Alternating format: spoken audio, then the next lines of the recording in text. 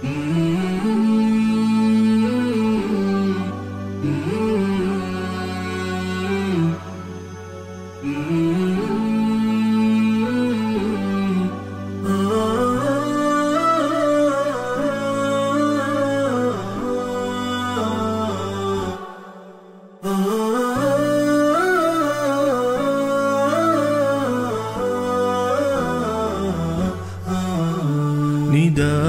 الحق صوت قد شجاني.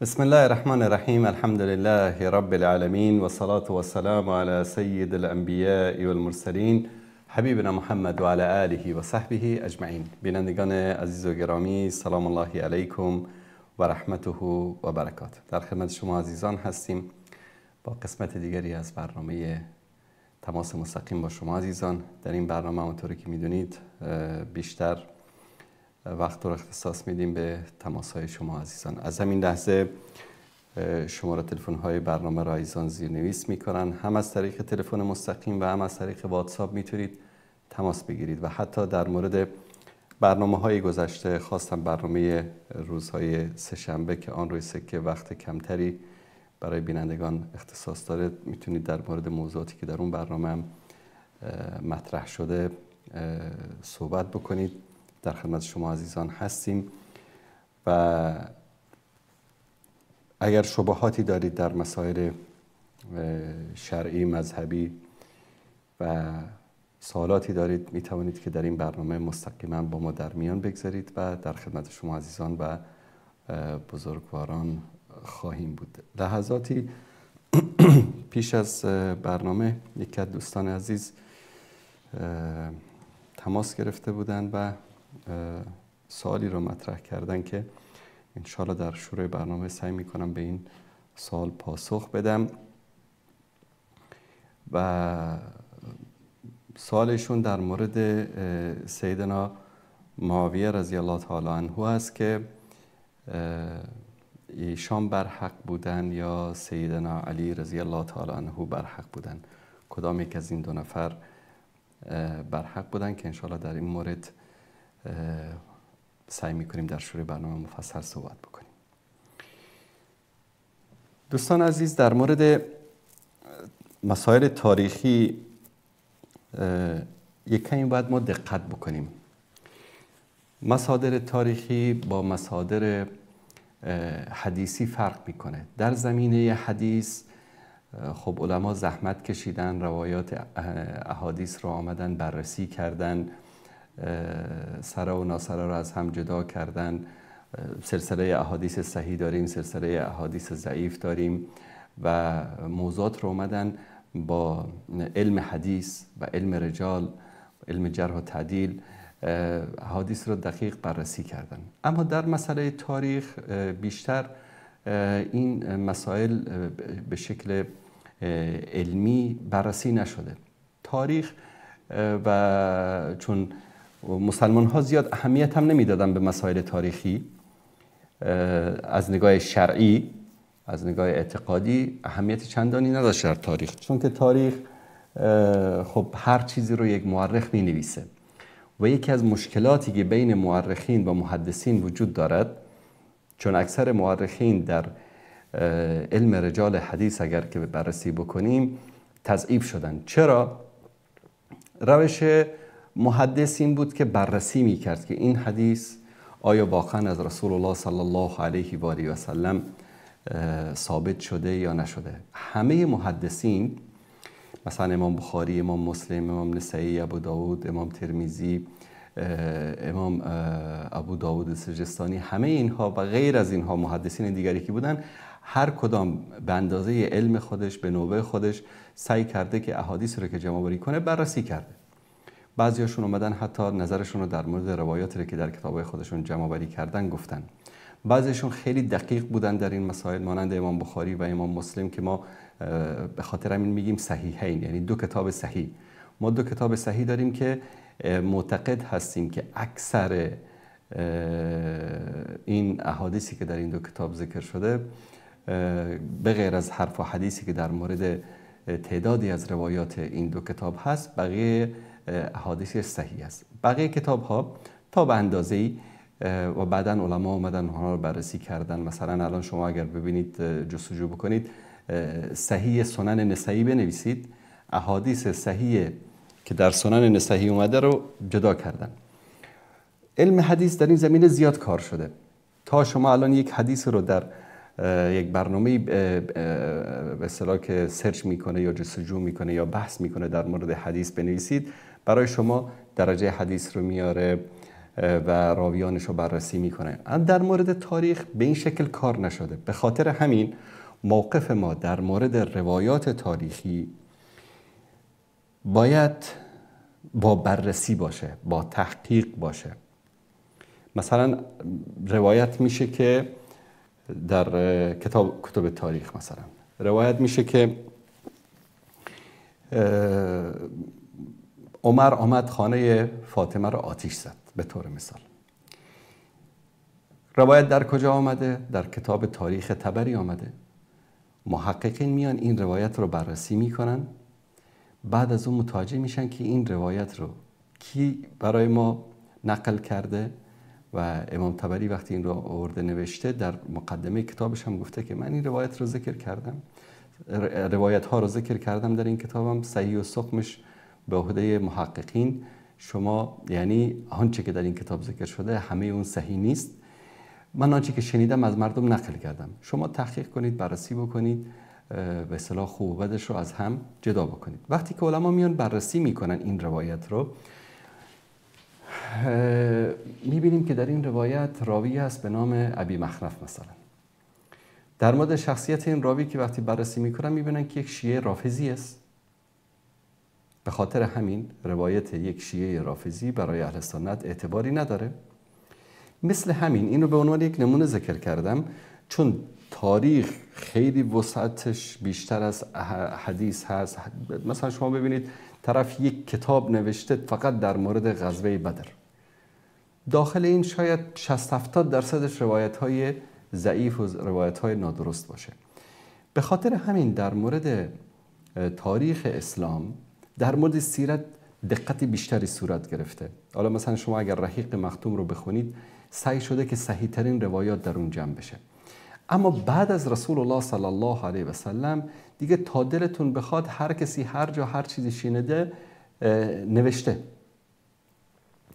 الان اینا باید تحقیق بشه، بررسی بشه، صحیح و ناصحیحش از هم جدا بشه. موضوعات حساس، موضوعاتی که عام باشه دیگه، حالا مثلا فلانی رفت در مکه فوت کرد، در مدینه فوت کرد، در طائف فوت کرد، در کوفه و بصره فوت کرد، این چندان مهم نیست برای امت اسلامی. اما بعضی روایت‌های حساس وجود داره که خب شاید سبب فتنه و جنگ و درگیری بین مسلمان‌ها بشه. این گونه روایت‌ها رو باید تحقیق کرد، بررسی کرد تا دید که این روایت درست است یا درست نیست. شیعه عموما چیکار میکنن؟ میان به همین روایت‌های ضعیف و کذب و دروغی که هست به همینا متوسل میشن و به خاطر اثبات اعتقادات خودشون بیشتر به این روایت‌ها و بیشتر به روایات تاریخی چنگ میزنن تا به روایات حدیثی و روایات صحیح. و یکی از دوران‌هایی که بسیار در موردش دروغ بافی شده، در موردش آرا و نظریات مختلف بیان شده، دوران سیدنا علی رضی الله تعالی عنه و جنگ هایی که صورت گرفته، جنگ جمل، جنگ صفین، مشکلاتی که با معاویه رضی الله تعالی عنه داشتن. در این اواخر در ماه رمضان گذشته سریال معاویه پخش شد و شبکه نور هم این رو به فارسی ترجمه کرده بود. این سریال یعنی خوبی های زیادی داره با وجود یک سری اشکالاتی هم که درش وجود داشت که من نمیخوام زیاد بهش بپردازم. یکی از خوبیاش این بود که کسی که این سناریو رو آماده کرده بود بی‌طرفانه آنچه که واقعیت‌های تاریخی بوده و اهل سنت بهش اعتقاد دارن رو آورده بود، به تصویر کشیده بود. با اینکه تصویر کشیدن صحابه و بعضی صحنه‌هایی که داخل این فیلم بود با ایناش کاری نداریم. برای اولین بار در مقابل شیعیان یک سریالی قرار گرفت که بدور از تفکرات تعصبانه شیعه و سنیگری و نمیدونم تعصبات مذهبی و اینا، واقعیت‌های تاریخی که وجود داشت رو به تصویر کشیدن. به خاطر همین اگر متوجه شده باشید شیعه دستپاچه شدن، یا به قول افغانی‌ها بارخطا شدن. از عراق و نجف و قم و از علماشون و دعوتگراشون و همه شروع کردن به چی؟ که این سریال رو نبینید و اینو ممنوع کردن و خلاصه در هر وسیله‌ای از رسانه هایی که در ایران پخش بشه تحت پیگرد قانونی قرار میگیره و خلاصه این دستپاچگی و این وارخطایی به خاطر چی بود؟ به خاطر این بود که اینها برای اولین بار بیننده میومد واقعیت هایی که در آن زمان رخ داده بود رو به صورت یک فیلم میدید و شیعیان را به تفکر وامی داشت. یعنی ما این همه چیزا شنیدیم، این همه چیزا در مورد معاویه به ما گفتن در کتاب ها و در منابر و اینها، اما واقعیت ها چیز دیگری بوده. نکته خیلی جالبم این بود که کسی که این سناریو را آماده کرده بود اینجا حدید تنگ نظری به اصطلاح سنی افراطی به اصطلاح این سناریو را آماده نکرده بود. آنچه که در کتب تاریخ منابع صحیح بوده همونا رو جمع‌آوری کرده بودن و این فیلم را آماده کردن. به خاطر همین شیعیان اومدن با این فیلم خیلی به تندی برخورد کردن و البته خیلی از شیعیان منصف هم آمدن دیدن و واقعا از این فیلم متاثر شدن. همچنین این فیلم یک سری از مسائل رو در بین جوانان اهل سنت ایجاد کرده که متاثر بودن از رسانه‌های شیعه، متاثر بودن از افکار شیعه در مورد سیدنا معاویه. و یکی دیگر از مشکلاتی که ما متاسفانه در جامعه اهل سنت داریم، خاصتا در افغانستان، بعضی از دانشگاه‌ها، بعضی از علما و بعضی از دعوتگرانی که بودن خواستن در این 30-40 سال اخیر، خواستن کسایی که منسوب و منتسب به جماعت اخوان المسلمین بودن در افغانستان یا جمعیت اصلاح که فعلا به نام جمعیت اصلاح بعد از زمان جمهوریت در افغانستان جمعیت اصلاح و انکشاف که در افغانستان اینها کار میکردن، عموما جماعت اخوان المسلمین در بینشون یک نوع تقدسگرایی نسبت به رموز و رهبران و مفکرین و نویسندگانشان وجود دارد متاسفانه. همونطوری که مثلا بالای یک حنفی متعصب تنگ نظر ایراد میگیرن، بالای یک شخصی که تعصب قومی داره ایراد میگیرن، بالای یک کسی که مثلا تعصب مذهبی داره بالای یک متعصب سلفی، متعصب نمیدونم فلان و علان ایراد میگیرن. متاسفانه در بین کسانی که چه مستقیما تحت تأثیر افکار جماعت اخوان المسلمین هستند یا که شاخه‌هایی از اونها محسوب میشن مانند جماعت اصلاح در افغانستان یا جمعیت اصلاح در افغانستان، اینها هم متاسفانه تعصب در اشخاصی دارن که جز مفکرین، نویسندگان و دعوتگران اخوان المسلمین معروف هستند در جهان. یکی از اشخاصی که متأثر از فکر اخوانی است یا میتوانیم بگیم که شاخه اخوان المسلمین در شبه قاره هند است، جماعت اسلامی است. جماعت اسلامی هند که توسط ابوالعلا مودودی رحمت الله علیه تأسیس شد که متأثر از فکر حسن البنا و سید قطب رحمهم الله از اینها بود و اینها میشه گفت که شاخه اخوان المسلمین در شبه قاره هند و پاکستان محسوب میشدن. جناب مودودی یک کتابی داره به نام خلافت و ملوکیت که این کتاب ایشان متاسفانه پر از اکاذیب، دروغ‌ها و روایت‌های ساختگی تاریخی است که متاسفانه جماعت اخوان المسلمین، علما و دعوتگرانی که متأثر از افکار اخوان المسلمین و جماعت اسلامی هستند، به خاطر این تعصب و شخصیت پرستی که در اینها وجود داره، این کتاب رو حتی در دانشگاه‌ها و در مدارس خودشون تدریس می‌کردن که یکی از احساناتی که طالبا انجام دادن این بود که ممنوع کردن کتب مودودی در افغانستان بود. گرچه من مخالف منع کردن کتاب و کتابخانه هستم، منتها موافق با منع تدریس این کتاب‌ها برای جوانها و برای نسلی که خالی و ذهن پشت میز میشینن که یک چیز رو از استاد یاد بگیرن. استادم به جایی که بیاد یک مسئله تاریخی رو به شکل صحیح و واضح برای مردم بیان بکنه، میاد چیکار میکنه؟ از یک کتاب مرموز که پر از اکاذیب و دروغ و افترا هست. این کتاب رو من نمیگم که مودودی رحمت الله علیه انسان دروغگو، که باز برداشت اشتباه نکنم بعضی از متعصبین شروع بکنن که حالا به فلانی توهین کرد. ایشون مورخ نبوده، ایشون محدث نبوده، ایشون با تاریخ اسلامی آشنایی به اصطلاح دقیق و آکادمیک نداشته. به خاطر همین اومده این کتاب رو نوشته به نام خلافت و ملوکیت و این کتاب پر است از اکاذیب و افتراها و دروغ‌هایی که جناب مودودی جمع کرده از کتاب‌های دیگر. مانند حکمتی صاحب که در باب حدیث و تفسیر متخصص نبودن، اومدن روایت‌ها و چیزها رو جمع کردن که دیدیم چه دست گلایی به آب دادن. جناب مودودی هم الله متعال از سر تقصیراتش بگذاره، در این کتاب بزرگترین جنایت رو در حق تاریخ اسلامی و سیرت و در حق صحابه انجام میده و این کتاب متاسفانه توسط اشخاصی که از تاریخ اسلام و از احادیث و از سیرت و از سیرت صحابه و از وقایع صحیح تاریخی اطلاعی نداشتن در مدارس، در دانشگاه دانشگاه‌ها تدریس میشه. یکی از دانشگاه‌هایی که متاسفانه کتاب خلافت و ملوکیت در اونجا به عنوان یک مضمون در اونجا تدریس میشد، دانشگاه سلام بود در کابل.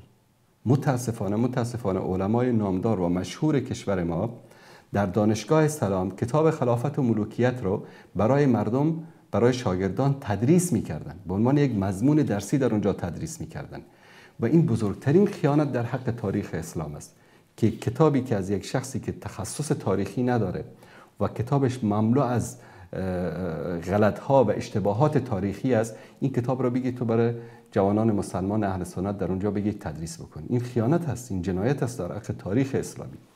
طبیعتاً امروز جوانی رو می‌بینی که از دانشگاه سلام دیپلم گرفته یا ماستری گرفته، چنان دشمن است با معاویه انگار که معاویه پدرش رو کشته. چرا؟ برای که ریشه یابی کردیم قضیه رو. آقا این در دوران دانشگاه کتاب خلافت و ملوکیت رو برای اینا تدریس میکردن در اونجا. من نمیدونم که یعنی این چه عقلی بوده، چه شعوری بوده که تو بیا کتاب خلافت و ملوکیت رو، این همه مصادر صحیح تاریخی وجود داره، تو بیا یک کتاب حاضر و آماده پر از مغلوطات تاریخی رو برای جوانها تدریس بکن. این جنایتی است که صورت گرفته خاصتا در 20 سال جمهوریت در افغانستان. کتاب‌های مشبوهی، یعنی گاهی اوقات انسان فکر میکنه که مثلا شاید ایران، سپاه پاسداران، سفارت ایران به این مولوی، به این عالم دین یا به این دعوتگر یا به این استاد دانشگاه پول داده که تو بگیر این کتاب رو تدریس بکن. یعنی غیر از این دیگه هیچ یعنی عذری آدم نمیتونه برای این شخص بیاره که اینقدر انسان بیخبر باشه که این کتاب رو بیار تو در دانشگاه برای مردم تدریس بکن. در رفای کتابخانه ها باشه، مردم به خاطر تحقیق و مطالعه برن بخونن، مشکل نیست. اما شما بیارید در بین عامه مردم این رو نشر بکنید، در بین جوانان در دانشگاه ها و مدارس بیارید این رو تدریس بکنید، این غلط است. الا که کسی که میخواد بیاد این مسائل رو تدریس بکنه باید از تاریخ آگاه باشه، روایت های صحیح و ضعیف همه چیزها رو بلد باشه. بر صورت برمیگردیم به قضیه سیدنا معاویه رضی الله تعالی عنه. عده‌ای بر این عقیده هستند که به مجرد اینکه دو گروه از مؤمنین با هم دیگه بجنگند و در بینشان درگیری صورت بگیرد، حتما یکی از اینها کافر هستند، یکی از اینها مرتد هستند، یکی از اینها بیدین هستند، در حالی که همچین چیزی وجود ندارد. بعد دلیلشون چی است؟ میگن که من قتل مؤمنا متعمدا فجزاه جهنم، فجزاه جهنم. این رو از قرآن کریم دلیل میارن که پس چون که اینها با هم دیگر جنگیدن و یکی دیگری رو کشتن، به خاطر همین اینا چون خالد و مخلد در جهنم هستن، به خاطر همین هم اینا کافر هستن. یک گروه باید کافر باشه، یک گروه عذر داره، گروه دیگر باید کافر باشه. طبعا گروهی که در اینجا به حق نزدیکتر بود کی بود؟ این عقیده عموم اهل سنت است. سیدنا علی رضی الله تعالی عنه، حضرت علی امیر مومنین بود، خلیفه مسلمان ها بود، اهل مدینه با او بیعت کرده بودن، مسلمان ها اکثرا با او بیعت کرده بودن و خلافت به اصطلاح به ایشان سپرده شده بود و بقیه امرایی که در مناطق کشورهای اسلامی بودن من جمله سیدنا معاویه رضی الله تعالی عنه باید با ایشان بیعت میکردن. اما این که بگیم که من قتل مؤمنا متعمدا فجزاه جهنم، اینو بیایم سر اینا تطبیق بکنیم که حتما اینو چون هم دیگر رو کشتن کافر بودن، این فکر خوارج است. این فکر خوارج است. خوارج هر دو رو تکفیر کردن، گفتن هم علی کافر است هم معاویه کافر است. چرا اینا با هم دیگه جنگیدن؟ چرا بعداً تحکیم کردن؟ چرا 2 نفر رو حکم قرار دادن؟ لا حکم الا لله، حکمیت فقط از آن الله هست. تو که می 2 نفر رو حکم تعیین میکنی پس تو کافر شدی. در اینجا حکم الله رو دور میکنی و حکم 2 نفر انسان رو در اینجا میاری پیاده میکنی، به خاطر همین کافر میشه. خوارج، فکر خوارج از همینجا شروع شد. جنگ بین 2 گروه مؤمنین بر سر اجتهادی که اینها دارن، چون سیدنا معاویه میگفت من بر حق هستم، به خاطر جنگ نیامده بود. سیدنا علی هم به خاطر جنگ نرفته بود. در موقعیتی قرار گرفتن که مجبور شدن وارد جنگ بشن با هم دیگه، چون در بین هر 2 گروه کسانی بودن، منافقینی بودن، شورشیانی بودن که همانایی که در قتل سیدنا عثمان دست داشتن و اونها از این میترسیدن که اگر علی و معاویه با هم دیگه صلح بکنن گلم اونها جمع بشه، اونها از بین برن. اینا به خاطر اینکه بازار خودشون رو گرم بکنن و خودشون رو نجات بدن، اینها رو به جنگ انداختن. یعنی سبب شدن که این جنگ ها صورت بگیره، هم جنگ جمل و هم جنگ صفین. حتی در جنگ جمل ام المؤمنین عایشه صدیقه برای جنگ نیامده بود، برای صلح آمده بود و سیدنا علی رضی الله تعالی عنه نمیخواست با اینها بجنگه. به هر صورت این یک واقعیتی است که این رو اولا باید پذیرفت که این 2 گروه به خاطر دنیا، به خاطر قدرت با هم دیگه نجنگیدن، به خاطر اجتهادی که داشتن که حالا مفصل در مورد صحبت میکنیم با هم دیگه جنگیدن. پس 2 گروهی از مسلمان ها، 2 طایفه، 2 حزب، 2 گروه با هم دیگر اگر بر سر یک مسئله اجتهادی یا بر سر یک مسئله حتی ولو دنیوی باشه بجنگن، آیا اینها یکیش کافر میشه، جهنمی میشه؟ نه. دلیل ما چی است؟ دوستان عزیز نشون میدن در سوره حجرات ما این آیه رو داریم اینجا. الله سبحانه و تعالی میفرماید و این طائفتانی، اگر 2 گروه، طائفتان یعنی 2 گروه، من المؤمنین، از مؤمنین. اول میاد ایمان این 2 گروه رو ثابت میکنه، میگه که 2 گروه که مؤمن هم هستند، 2 گروه که مؤمن هم هستند، اگر با هم اقتتلوا، جنگیدن، فاصلحوا بینهما، صلح بیارید در بینشون. که سیدنا علی و سیدنا معاویه در آخر چیکار کردن؟ 2 نفر حکم رو تعیین کردن و این 2 نفر در بین اینها صلح آوردن. اگر بعد از اینکه شما فإن بغت احداهما علی الاخرى، بعد از اینکه صلح آوردید، اگر یک گروه بر گروه دیگری بغاوت کرد، فقاتلوا التي تبغي، شما بجنگید با گروهی که بغاوت کرده است. الان شما صلح آوردید، گفتید که علی بر حق است، معاویه گفت نه من قبول ندارم، من می جنگم. شما باید با علی یک جا بشید، با معاویه بجنگید. گرچه این رخ نداد، اون هر 2 طرف قبول کردن، لکن اگر قبول نمی کرده که از طرف صلح رو، باید مؤمنین همه می رفتن با این طرفی که به اصطلاح قبول کرده بود صلح رو، با این یک جا می شدن، با اون طرفی که بغاوت کرده بود اونو چیکار می کردن؟ با اون می جنگیدن تا کی؟ حتی تفیء الى امر الله، تا که سر بنهد، تا که تسلیم شود در مقابل امر الهی. امر الهی چی است؟ صلح آوردن در بین مؤمنین و مسلمان ها. فإن فاءت فاصلحوا بینهما بالعدل و اقسطوا. بعد از اینکه خلاصه هر 2 گروه تسلیم صلح شدن، در بینشون با عدل و با قسط، یعنی با عدالت و با میانه روی در بینشون چیکار بکنید؟ صلح برقرار بکنید. ان الله یحب المقسطین، الله سبحانه و تعالی انسان‌های عادل رو دوست داره. بعد از این مباشرتا الله متعال میگه انما المؤمنون اخوه، میگه مؤمنین برادر هم دیگر هستن، نباید که با هم بجنگن. فاصلحوا بین اخویکم، صلح بیارید، صفا بیارید، آشتی بیارید در بین برادرانتون. واتقوا الله لعلکم ترحمون، و از الله بترسید، تقوا پیشه کنید اگر تا که الله شما رو مشمول رحمت خود قرار بدهد. این کاری بود که سیدنا علی و سیدنا معاویه کردن. بعد امروز اونا صلح کردن در بینشون، اونا در بینشون صلح کردن و به این صلح تسلیم شدن و اعتراضی هم نکردن و آشتی کردن، هر کدام هم پی کارش رفت. امروز عده‌ای از انسان‌ها پیدا شدن میگن نه بابا معاویه بر حق بود، اون یکی میگه نه علی بر حق بود. سننه به تو چیه؟ تو چی کار داری؟ اونا گذشتن رفتن، جنگ کردن، همدیگر رو کشتن، بعد نشستن با هم دیگه صلح کردن، خواستن در این اروپا و متاسفانه در بین افغان‌ها زیاد است. من در مواسم حج و عمره تا که در یکی از مجالسشون بشینیم، بالا امروز مشکلات است در فلسطین و در مثلا افغانستان و در لبنان، بعد یکی بلند میشه از اون گوشه دیگه کمی یک ریش هم گذاشته خودش علامه دهر حساب میکنه. والله سبب بدبختی امت اسلامی از روزی شروع شد که معاویه با علی جنگید. متاسفانه این فکر خلافت و ملوکیت مودودی در بین مردم در اونجا منتشر شده. حالا به چه طریقی منتشر شده الله اعلم. در حالی که وظیفه من و تو به عنوان یک مسلمان در مقابل بقایای تاریخی که 1400 سال، 300 سال، 200 سال، 1200 سال پیش رخ داده چی است؟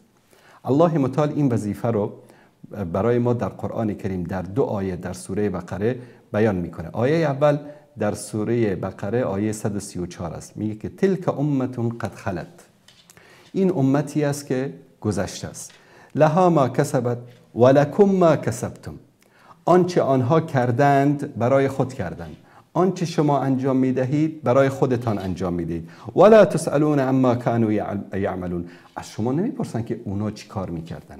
به خاطر همین تو الان در مسند قضاوت ننشین، قاضی نشو بگو این بر حق بود این بر باطل بود، این باطل بود این بر حق بود. به تو چیه؟ تو چی کاری که در مورد اونها قضاوت میکنی؟ تو این حق قضاوت رو نداری. تلک امتون قد خلت، این امتی است که گذشته رفته. علی اگر به اون حکمیت راضی نمی بود، انسان ترسو و بزدل نبود که ساکت بشینه، می جنگید باشون، می اومد میگفت که من قبول ندارم این حکمیتی رو که انجام دادن. اما علی پذیرفت و تو بعد از 1400 سال میگه نه این بر حق بود و اون بر حق بود. آیه دومی که الله سبحانه و تعالی باز بر این مسئله تاکید میکنه در آیه دیگری هست اینجا خدمت شما، آیه 141. در آیه 141 هم الله سبحانه و تعالی میفرماید که تلک امتون قد خلت لها ما کسبت ولکم ما کسبتم ولا تسألون عما كانوا یعملون، از شما نمیپرسن که اونها چی میکردن. این امتی بود که گذشت. به خاطر همین از یکی از امامان بزرگوار در مورد جنگ علی و معاویه پرسیدن، گفت که چی کار داری به این؟ گفت خداوند شمشیرهای ما را از خونهای آنها در امان داشت، چرا زبانهای خودمان را در مورد آنها آلوده بکنیم؟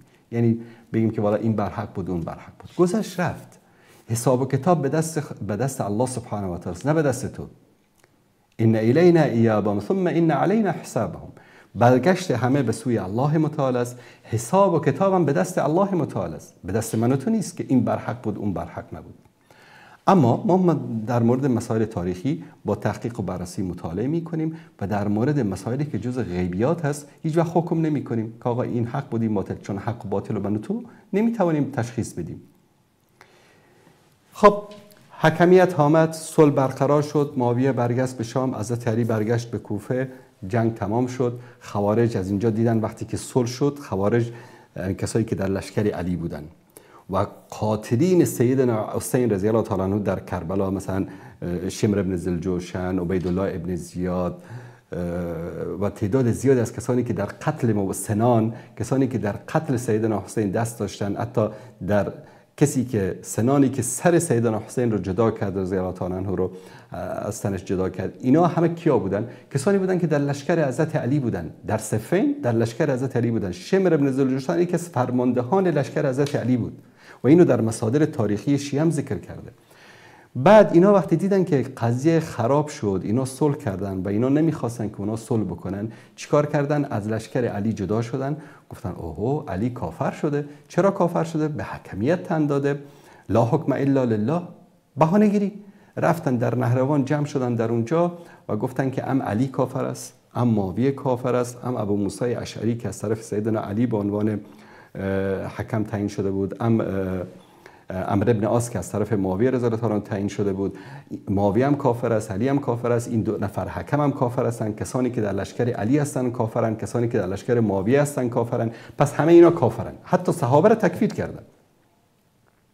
بعد اونجا تصمیم گرفتن که اینا رو ترور بکنن. یک نفر عبدالرحمن ابن ملجم قرار شد حضرت علی رو ترور بکنه، یکی موظف شد که ابو موسی اشعری رو، یکی موظف شد که عمرو ابن عاص رو، یکی موظف شد که سیدنا معاویه رو ترور بکنه. از بین اینها کسی که موفق شد در کارش، به خاطر اینکه حضرت علی یک انسان ساده زیستی بود و خودش به تنهایی میرفت به مسجد. وقتی وارد مسجد کوفه شد در نماز صبح بود، عبدالرحمن ملجم الشقی لعنت الله علیه آمد و ایشان را به شهادت رساند. بعد شهادت سیدنا علی یک لحظه در اینجا توقف بکنیم. الان عده‌ای میان چیکار میکنن؟ همینجا حکم میکنن آقا علی برحق بود، معاویه برحق بود. اما طوری که گفتیم علی و معاویه با هم صلح کردن که دیگه جنگ نکنن در بین هم دیگه و همدیگه رو به رسمیت شناختن. حضرت علی معاویه رو به عنوان امیر شام به رسمیت شناخت و سیدنا معاویه هم حضرت علی رو به عنوان خلیفه مسلمین در کوفه به رسمیت شناخت. بینشان صلح شد، قضیه تمام شد، رفت. قضیه حق و باطل که می بود، حضرت علی کسی نبود که در مقابل باطل سکوت بکنه. حضرت علی در مقابل باطل سکوت نمی کرد، ولو که تنهایی به تنهایی میماند و هیچ کسی دیگه هم امراش نمی بود، سکوت نمی کرد. در صورت قضیه به همینجا تموم شد. حضرت علی به شهادت رسید. بلا فاصله فرزندش حسن ابن علی که لیاقت خلافت را داشت در اون زمان، به عنوان خلیفه مسلمان ها باش بیعت صورت گرفت. بیش از 70-80 هزار نفر سرباز مسلح داشت، آماده جنگ با معاویه بود. چون که بعد از بعد از شهادت سیدنا علی ارج و مرج ایجاد شده بود و اهل کوفه همیشه، چون در بینشون از این منافقین و اشرار زیاد بودن، شورشیایی که حتی در قضیه عثمان رضی الله عنه در شهادت ایشان دست داشتن، از هر فرصت استفاده میکردن که خلاصه این شام و کوفه رو به جان هم دیگه بندازن. بر صورت یک لشکری آماده شد و در اینجا سیدنا حسن رضی الله تعالی عنه با معاویه رضی الله تعالی عنه وارد مذاکره شد مثل پدرش. بعد از یک مذاکره طولانی یک موافقتنامه صلح امضا شد و سیدنا حسن رضی الله تعالی عنه معاویه رو به عنوان خلیفه عموم مسلمان ها به رسمیت شناخت، باهاش بیعت کرد و جنگ و برادرکشی در بین مسلمان ها تمام شد. بعد از اون اهل شام و اهل کوفه و مدینه دیگه در بینشون جنگی صورت نگرفت. حضرت علی قبل از شهادتشون بیش از 4-5 هزار نفر از همین خوارج شورشی که سبب شهادت عثمان بودن، سبب جنگ جمل بودن، سبب جنگ صفین بودن، اینا رو در نهروان قتل عام کرد، همشون رو از بین برد. و بعد از اون چی شد؟ سیدنا حسن ابن علی خلافت مسلمان ها رو، ولایت امور مسلمان ها رو به کی سپرد؟ به معاویه سپرد. با او بیعت کرد، هم حسن بیعت کرد و هم حسین بیعت کرد و هم اهل کوفه و اهل مدینه و اهل مکه و مسلمان ها یک دوران پر از صلح و آرامش رو در زمان معاویه رضی الله تعالی عنه سپری کردند. جالب اینجاست بدانید که بعد از خلافت عمر رضی الله تعالی عنه مسلمان ها بهترین دوره طلاییشون در امنیت، آرامش، نشر علم و دانش، نشر قرآن، نشر سنت، فتوحات اسلامی زمان سیدنا معاویه است. چرا؟ چون جنگ و برادرکشی در بین مسلمان ها به پایان رسید، همه بر خلافت و ولایت امر معاویه رضی الله تعالی عنه دست جمعی اتفاق کردند، باش بیعت کردند و میبینیم که در زمان سیدنا معاویه مسلمان ها شمال آفریقا رو گرفتند، تا افغانستان رسیدند، تا آسیای میانه رسیدند، هند رو قسمت‌هایی از هند رو، پاکستان امروزی رو گرفتند. حتی در زمان معاویه رضی الله تعالی عنه مصر فتح شد و یک لشکری آماده شده بود به خاطر فتح استانبول امروزی، همین قسطنطنیه. باورتون میشه؟ یک لشکری فرستاده شد بعد از یک جنگ دریایی بسیار شدیدی که شاید در سریال دیده باشید که مسلمان ها پیروز شدن و ناوگان بیزانتیا در اونجا شکست شدیدی خوردن. همه امور مهیا بود برای فتح قسطنطنیه یا همین استانبول امروزی و این دوره طلایی امت اسلامی است. و این انسان هایی که من بهشون با این انسان ها من خیلی حساسیت دارم در مورد معاویه رضی الله عنه وقتی صحبت میکنن. اولا تو کی هستی که بگی که کی بر حق بود کی بر باطل بود؟ تلک امتون قد خلت. موافقت نامه امضا شد، صلح کردن، هر کس پی کارش رفت، به تو مربوط نیست که در موردش صحبت بکنی. ثانیاً تو زبان کثیف تو در مورد معاویه ببند. تو کی هستی؟ پدر تو کی است؟ جد تو کی است که تو می در مورد معاویه صحبت میکنی؟ معاویه صحابی رسول الله صلی الله علیه و سلم است. معاویه کاتب وحی است. معاویه کسی است که در زمان پیامبر، در زمان ابوبکر، در زمان عمر، در زمان عثمان و در زمان علی ولایت امور مسلمان ها رو در بخش بزرگی از سرزمین های اسلامی به عهده داشت. حضرت علی در موردش میگه که اخوانونا برادران ما بودن. تو بعد بلند میشی میگی که آقا این بود و اون بود. تو کی هستی که در مورد معاویه صحبت میکنه؟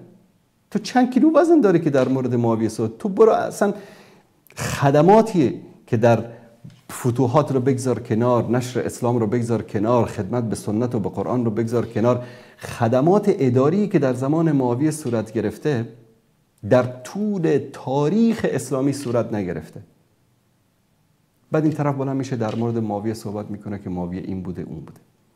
دو کلمه هم از تاریخ اسلام نمیفهمه. پرسان بکنی بگی که معاویه در کدام سال به دنیا آمده، در کدام سال وفات کرده، همین هم بلد نیست. از کتاب خلافت و ملوکیت شنیده، یک 4 تا جملات عجق بجق رو همون رو میشینن بلغور میکنن، نشخوار میکنن، غیر از اون دیگر چیزی برای گفتن ندارن. من بعضی از روایت هایی رو که در مورد معاویه رضی الله تعالی عنه وجود داره خدمت شما عزیزان بیان میکنم. مثلا اینجا ببینید در کتاب بهارالانوار، من از مصادر شیعه میارم چون مشکل بیشتر شیعیان با سیدنا معاویه مشکل دارن و متاسفانه اون اهل سنتی که متأثر شدن از این فکر رافضه‌گری یا از فکر مودودیگری که در کتاب خلافت و ملوکیت بوده و میان این مسائل رو بیان میکنن. در کتاب بهارالانوار دوستان نشون بدن، در اینجا در صفحه 167 تاریخ امیرالمومنین در جلد 41 در اینجا در روایت شماره 27 در یک جای میگه که سمع علی علیه السلام ضوضاء فی عسکره. در زمان جنگ صفین بود، میگه حضرت علی در لشکرگاه خودش سر و صدایی رو شنید. ما هذا، گفت این چیه؟ قالوا هلک معاویه، گفتن که معاویه کشته شده. قال کلا، امکان نداره. والذی نفسی بیده لن یهلک حتی یجتمع علیه هذه الامه، معاویه نخواهد مرد، کشته نخواهد شد تا وقتی که این امت بر دور او جمع بشن. یعنی با بصیرتی که سیدنا علی داشت میدونست که هیچ کسی این امت رو غیر از معاویه نمیتونه جمع بکنه. شما تاریخ خلافت سیدنا معاویه رو فقط این فتره‌ای که ایشون بعد از صلح با حسن ابن علی تا وقت وفاتش رو شما مطالعه بکنید، خدماتی که به اسلام صورت گرفته در این دوره رو ببینید در طول تاریخ اسلامی صورت نگرفته. بعد از سیدنا معاویه سرزمین هایی رو که در زمان معاویه فتح شده بود مسلمان ها از دست دادن. و همچنین وقتی شما به مصادر شیعه مراجعه بکنید، مصادری که بعضا منصفانه با قضیه برخورد کردن، میبینید که بله مثلا در نهج البلاغه دوستان عزیز، این نهج البلاغه است، در اینجا در نامه 58 و کان بعد امرنا ان التقینا والقوم من اهل شام، میگه که خلاصه ما یک روزی با اهل شام درگیر شدیم، جنگ کردیم در سفینه. و ظاهر ان ربنا واحد، ظاهرش این است که خدای ما یکیست. و نبینا واحد، پیامبر ما یکیست. و دعوتنا فی الاسلام واحد، دعوت ما به سوی اسلام یکیست. ولا نستزیدهم فی الایمان بالله و تصدیق برسوله ولا یستزیدوننا، میگه ما بیشتر از اونها به خدا ایمان نداریم، بیشتر از اونها به پیامبر و تصدیق پیامبر اعتقاد نداریم و اونها هم بیشتر از ما، یعنی برابریم، با هم دیگه برابریم. الامر واحد الا ما اختلفنا فیه من دم عثمان و نحن منه برا، میگه فقط مشکلی که بین ما ایجاد شده بود سر چی بود؟ که اختلاف ما در مسئله خون عثمان بود که ما از خون عثمان بری هستیم. سیدنا معاویه چی میگفت به علی؟ میگفت ببین علی جان، تو بیا همین قاتلای عثمان که در لشکر تو جمع شدن، همینا رو تحویل من بده یا اینها رو محاکمه بکن، تماما با تو بیعت میکنم، مشکلی ندارم. حضرت علی چی میگفت؟ میگفت الان وقتی هرج و مرج است، وقتی این کارا نیست، بگذار کمی امور آرام بشه، بعد از اون این کار رو انجام خواهم داد. در این مسئله، فقط در همین مسئله را اگر دقت بکنیم، معاویه برحق بود و این اشتباه سیدنا علی بود که اونها را در همون وقت قلقم نکرد. چرا؟ بعدن همونا رو در نهروان بیش از 4-5 هزارشون رو از دم تیغ گذراند و از بین همونها کسانی خارج شدن که علی رو کشتن، کسانی خارج شدن که پسرش حسین رو در کربلا کشتن. بابا جان، عبیدالله ابن زیاد، شمر ابن ذوالجوشن، اینها از لشکر معاویه نبودن، از لشکر عثمان و ابوبکر نبودن، اینا از یاران شیعیان علی بودن، شیعیان علی بودن که در لشکر علی در صفین بودن. برید مصادر تاریخی شیعه رو ببینید. بعد چی میگن؟ بله اینا منافقین بودن و فلان بودن. با شما که میگید که امامان غیب میدونستن، یعنی امام علی غیب نمیدونست که منافقین تو لشکرشون هستن؟ خب بابا جان، معاویه همینو میگفت که علی جان همینا رو بیار محاکمه بکن. علی میگفت که نه، الان وقتش نیست. تا که کار از کار گذشت، مجبور شد در نهروان اینا رو از دم تیغ مثلا در اینجا دوراندیشی، سیاست، حکمتی که معاویه داشت فراتر از سیدنا علی بود. اما این به این معنی نیست که معاویه از علی برتر است. این عقیده ما اهل سنت است. علی اهل بیت است، فضیلت داره بر همه صحابه. اهل بیت بر همه صحابه فضیلت دارن. علی از جمله مهاجرین است، السابقون الاولون من المهاجرین والانصار، پیشگامان نخستین مهاجرین، علی از جمله اونهاست. علی از اهل بدر است. پیامبر صلی الله علیه و سلم می‌فرمایند که الله سبحانه و تعالی به اهل بدر نظر کرد و فرمود که افعلوا ما شئتم قد غفرت لكم. مدالی به اونها داد که هر کاری که می‌خواید انجام بدید، من شما را بخشیدم. چون الله متعال می‌دونه این 313 نفری که در بدر بودن، اینا دلهایشان پاک بود، اینا مؤمن بودن، و الا الله سبحانه و تعالی که از اونها راضی نمی‌شد. از مهاجرین اول الله سبحانه و تعالی رضی الله عنهم و رضوا عنه به خاطر چی میگه؟ چون که الله فعلم ما فی قلوبهم، در بیعت رضا میگه آنچه که در دلهایشان بود الله متعال از اونها آگاه بود. پس چون که به ایمان اینها الله سبحانه و تعالی در دلهای اینها رو دیده بود و از علم داشت به ایمان اینها، به تقوای اینها، به خاطر همین از اینها راضی شد. علی از جمله کسانی بود که در احد شرکت کرد. علی از جمله کسانی بود که در غزوات در کنار پیامبر صلی الله. علی همسر فاطمه زهرا سیدة النساء العالمین از، علی پدر حسن و حسین از. این فضائل کجا؟ معاویه کجا؟ اینو باید انسان منصف باشه. این واقعیت است. در فضیلت صحابی بودن، سابقون الاولون بودن، اهل بدر بودن، اهل بیت بودن، همسر فاطمه بودن، پدر حسن و حسین بودن، داماد رسول الله بودن، در اینها اصلا به گرد علی هم نمیرسه معاویه. اما این به معنی نیست که شما بیاید اینجا زبان کثیفتون رو و من این رو به صراحت میگم، سنی که بر علی معاویه صحبت میکنه کثیف است، زبانش نجس است، کثیف است، فکرش کثیف است، عقیدش کثیف است. شیعیان که دیگه از اونها گله‌ای نیست، اونها از ابوبکر و عمر هم بدگویی میکنن. حالا چند روز قبل شنیدید در صدا و سیما در تلویزیون رسمیشون خداوند آبروشون رو برد و قد بدت البغضاء من افواههم و ما تخفی صدورهم اکبر. از زبانهای گندیدهشون اون بغض و عداوتشون نسبت به سیدنا ابوبکر صدیق آشکار شد و آنچه که در دلهایشان پنهان است خیلی بزرگتر از این چیز هست. بعد روایت های دیگری هم هست که حالا من نمیخوام برنامه رو به این طرف بکشانم، اما سیدنا علی رضی الله تعالی عنه در قضیه، من همین روایت را خدمتتون نشون بدم.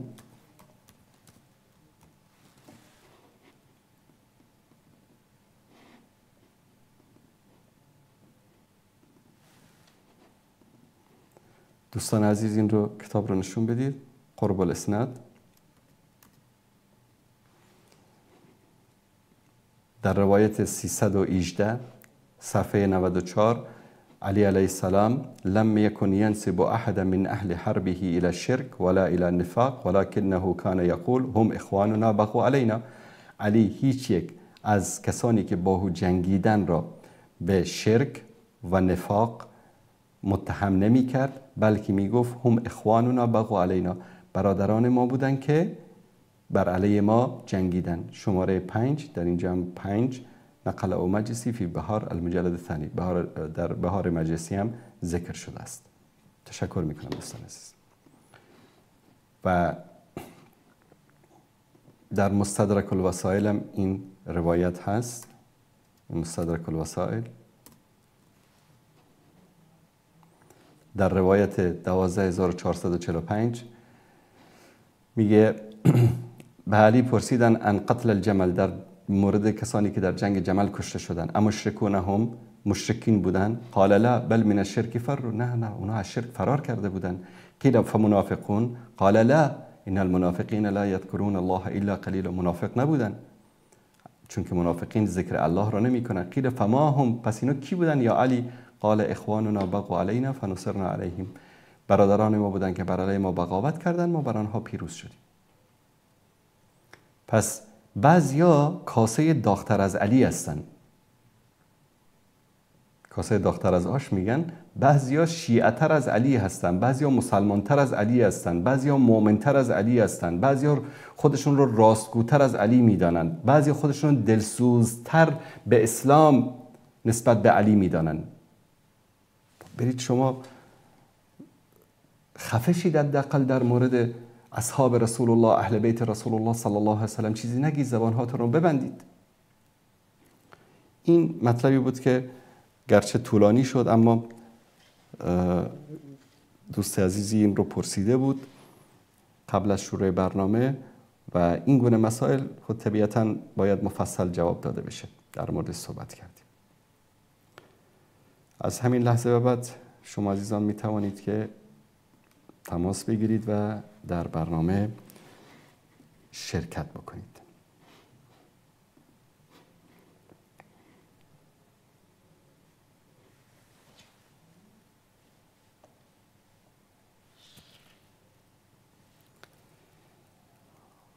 بیننده گرامی سلام علیکم، بفرمایید.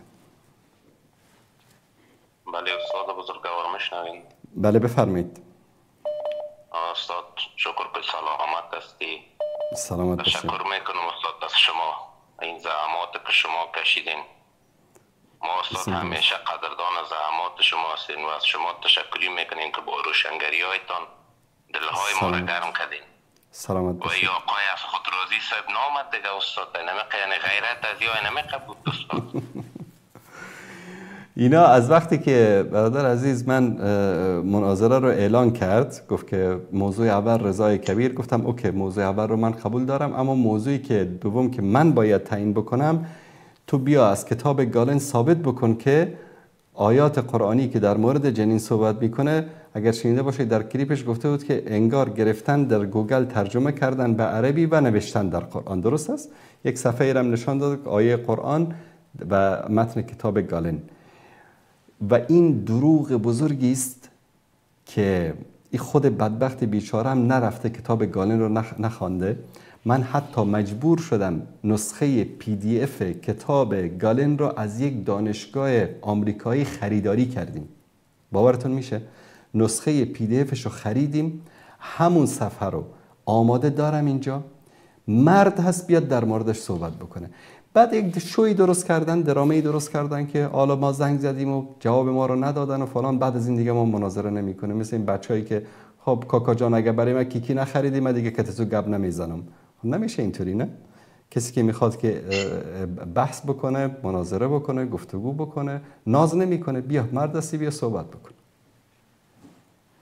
استاد قدر غیرت نداره که بیاین بس من، ولی ما با کوری چشم از اون استاد و خار گوششان ما از شما حمایت میکنیم. یک جان تشکر استاد عزیز. سلامت باشید. من همین بعد از رمضان برنامه‌تان ندیدم تا این دم. خب به این معنا نیست که شما مبارزه و علیه از اینا متوقف شده باشه، اما دیگه فوکس نیست در مورد از اینا که مشخص باشد. من ان شاء الله هفته بله، هفته آینده روز سه‌شنبه در برنامه زنده آن روی سکه انشالله در مورد یکی دو سه تا دروغاش صحبت خواهم کرد. نه ما فایل این رو نبستیم، ما ادامه میدیم. تشکر استاد بزرگوار، تشکر. سلامت سلامت باشی باشی. استاد بزرگوار. یک موضوع نگفتمان خیلی وقت است یاد نشده. بفرمایید. استاد عزیز، دمی طول حیاتم من داستانگی 30 سالگی هستم. دنم عمر کم که من دارم، همین کسایی که بر علیه دین آستین بردادن، چی در لباس ملحدین چی در لباس اسلام، توهین تحقیر کردن استاد بی‌عزتی داره. همین کسی که به اسلام توهین تحقیر کنه بی‌عزتی داره. در طول حیات می‌دیدیم. حالا استاد یک موضوع دیگه است. همین یک بی‌عزتی بسیار بزرگ به دنیا در گرفته. همین ملحدین و کسای جاهلین جهاد مردم افغانستان به تمسخر گرفت. استاد مجاهدینی که از فلسطین برگشتن در افغانستان علیه روس جهاد کردن. استاد همین بی‌عزتی که فرمانشاهش اوکراین است، فکر نمی‌کنی که یک روز دامن کل اروپایی‌ها، غربی‌ها، رافضی ها، همین کسایی که در افغانستان توهین و تحقیر میکنه، جهاد خود راه و روش دین است، راه و روش پیامبر است. درست. توهین تحقیر کردن، یعنی این بی‌عزتی بالعموم همه را میگیری. ملحدین که باور نداره، ما باورمند هستیم. همین مورد یک گپ که بزنیم استاد دیگه خیلی خوش میشیم. سلامت باشی استاد، دوستای تماچ میکنم. سلامت باشین. الله مطلب سن کنه. قدردان زحماتتان هستیم. سلامت باشین. وقتتان خوش. سلامت باشین. الله مطلب سن کنه. زنده باشید. همونطوری که برادر عزیزمون ذکر کردن، ببینید جهاد یکی از واجبات دین است. الله سبحانه و تعالی جهاد را فرض کرده بر بالای کسانی که بر آنها ظلم میشه، از مملکتشان اخراج میشن، دشمن سرزمینشان را اشغال میکنه.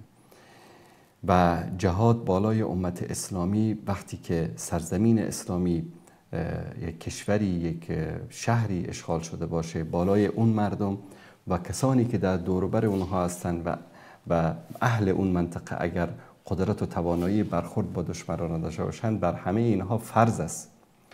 یعنی بسیج عمومی مسلمان ها بر علیه دشمنی که یک منطقه رو، یک سرزمین اسلامی رو اشغال کرده باشه و مردم اون نتوانند از خودشون دفاع بکنن، بالای تک تک مسلمان ها به تدریج، اول کشورهایی که همسایه هستند، بعد از اون دور دور، همینطور بر بالای همه امت اسلامی فرض میگرده. و ما نباید انکار بکنیم اینکه در افغانستان، مردم افغانستان در مقابل انگلیس قبل از روسا، یعنی 3 جنگ ببینید ملت‌های بزرگی مانند هند و پاکستان، مانند اندونزیا، کشورهای بزرگی، شمال آفریقا مثلا مصر، ایران، خیلی از کشورها در مقابل امپراتوری بریتانیا سرخم کردند، تسلیم شدند، سرزمینشون رو، عزتشون رو، شرفشون رو، ناموسشون رو در اختیار اونها قرار دادن. و این مردم افغانستان بودن که در 3 جنگ اول افغان انگلیس، جنگ دوم افغان انگلیس، جنگ سوم افغان انگلیس، با همه قدرت و توانایی که داشتن، با همون اسلحه خفیفی که داشتن، با سنگ و چوب در مقابل لشکر بریتانیای کبیری که اصلا در زمانی که بریتانیا، امپراتوری بریتانیا بود بر دنیا حکومت، میگفتن امپراتوری که آفتاب در او غروب نمیکنه. یعنی شما تصور کنید از بریتانیا تا هند، از شمال آفریقا تا اون طرف تا خلیج، همه این مناطق تحت سیطره اینها بود. اما این ملت در مقابل انگلیس میایسته، مبارزه میکنه، جهاد میکنه تا اینکه مجبور میکنه اونها رو که استقلال افغانستان رو به رسمیت بشناسن. در زمانی که هنوز پاکستان مستعمره بود، هند مستعمره بود، مردم افغانستان مستقل بودن. بعد در زمان روس ها میبینیم که همین امپراتوری اتحاد جماهیر شوروی که این کشورهای اروپای شرقی از چکسلواکیا گرفته تا کرواتیا و که در اون زمان یوگسلاویا میگفتن، این سربستان و کرواتیا و بوسنیا و اینا همه کشوری بود به نام یوگسلاویا، و چک و اسلواکیا یک کشور بودن به نام چکسلواکیا بهش میگفتن. همه کشورهای اروپای شرقی تا وارشو یا وارسو، تا این قسمت، از این طرف تا جنوب سرزمین عربستان سعودی که یمن هست، تا یمن جنوبی، یعنی همه این مناطق رو ببینید که در زیر سلطه نظامی مستقیم اتحاد جماهیر شوروی بود یا به شکل غیر مستقیم توسط حتی تا کوبا. دیگه همه شما با فیدل کاسترو با اسمش آشنا هستید. تا کوبا در آمریکای جنوبی، ویتنام، همین مناطق تحت تاثیر ایدئولوژی کمونیستی اتحاد جماهیر شوروی بود. در زمانی که سرزمین‌های آسیای میانه، ازبکستان، ترکمنستان، تاجیکستان، قزاقستان، قرقیزستان، داغستان، چچنستان، این بلاروس، اوکراین، اینا در بعضی از این کشورها اصلا یک روز هم مقاومت نکردن، پشت سر هم سقوط کردن رفتن و جز جمهوری‌های اتحاد جماهیر شوروی شدن، تسلیم شدن رفتن. مثلا امیر بخارا اندکی مقاومت کرد، امام شامل و بعضی از مجاهدین چچن تا سالها مقاومت کردند. بعضی از مسلمانان بخارا که اون وقت سرزمینی به اسم تاجیکستان، ازبکستان، ترکمنستان نبود، سرزمین بخارا بود، سمرقند و بخارا میگفتن. امیر بخارا به افغانستان مهاجر شد، مدتی جهاد کردند، در این شکی نیست، اما سقوط کرد، در آخر تسلیم شدن، امر واقع رو قبول کردن.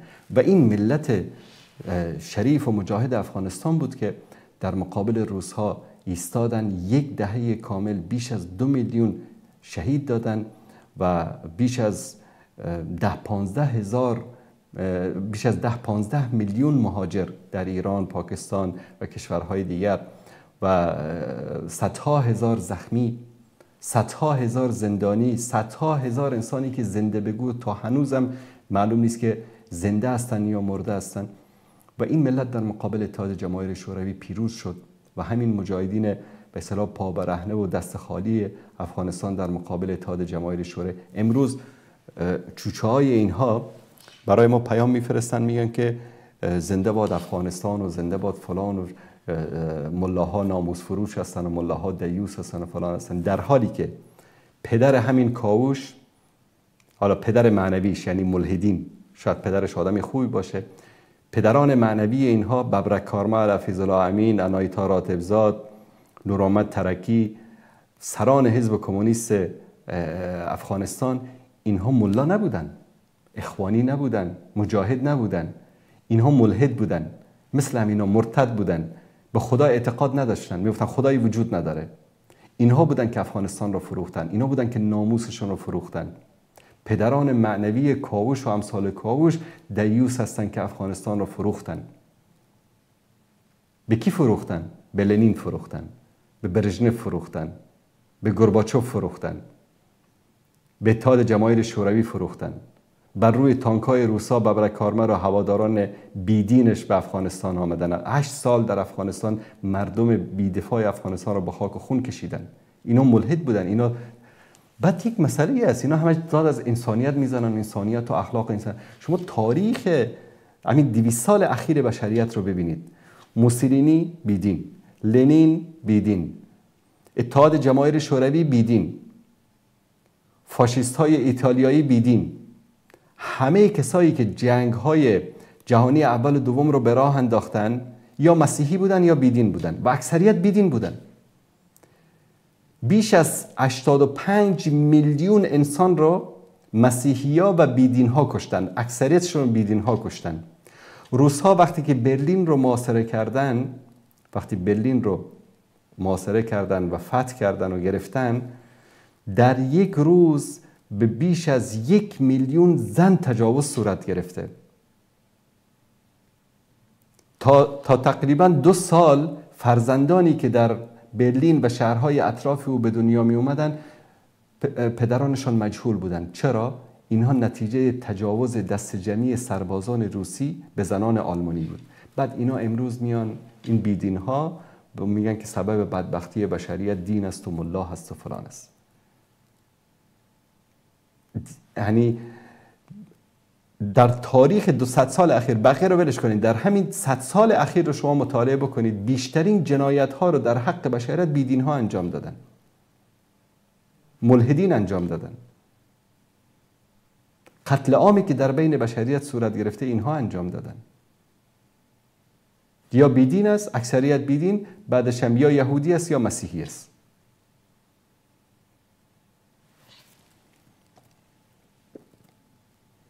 اما یک نکته رو باید در اینجا واضح بگم که درست است که مردم ما جهاد کردن، مقاومت کردن، انگلیس رو شکست دادن، روس رو شکست دادن، آمریکا رو شکست دادن، اما چیزی رو که ما فراموش کردیم و متاسفانه رهبران ما انجام ندادن تربیت این مجاهدین بود، تربیت ایمانی، تربیت اسلامی. فقط یک نمونه برای شما عزیزان بگم. رسول الله صلی الله علیه و سلم 13 سال در مکه این همه زجر و شکنجه رو کشیدن. خود رسول الله صلی الله علیه و سلم، سمیه شهید میشه، یاسر شهید میشه، عمار و بلال و ابوبکر و ابن مسعود و صدها صحابه دیگر شکنجه میشن، اذیت میشن، به شهادت میرسن. چرا پیامبر صلی الله علیه و سلم اعلان جهاد نمیکنه؟ چون یک نسلی باید تربیت میشد، تربیت ایمانی،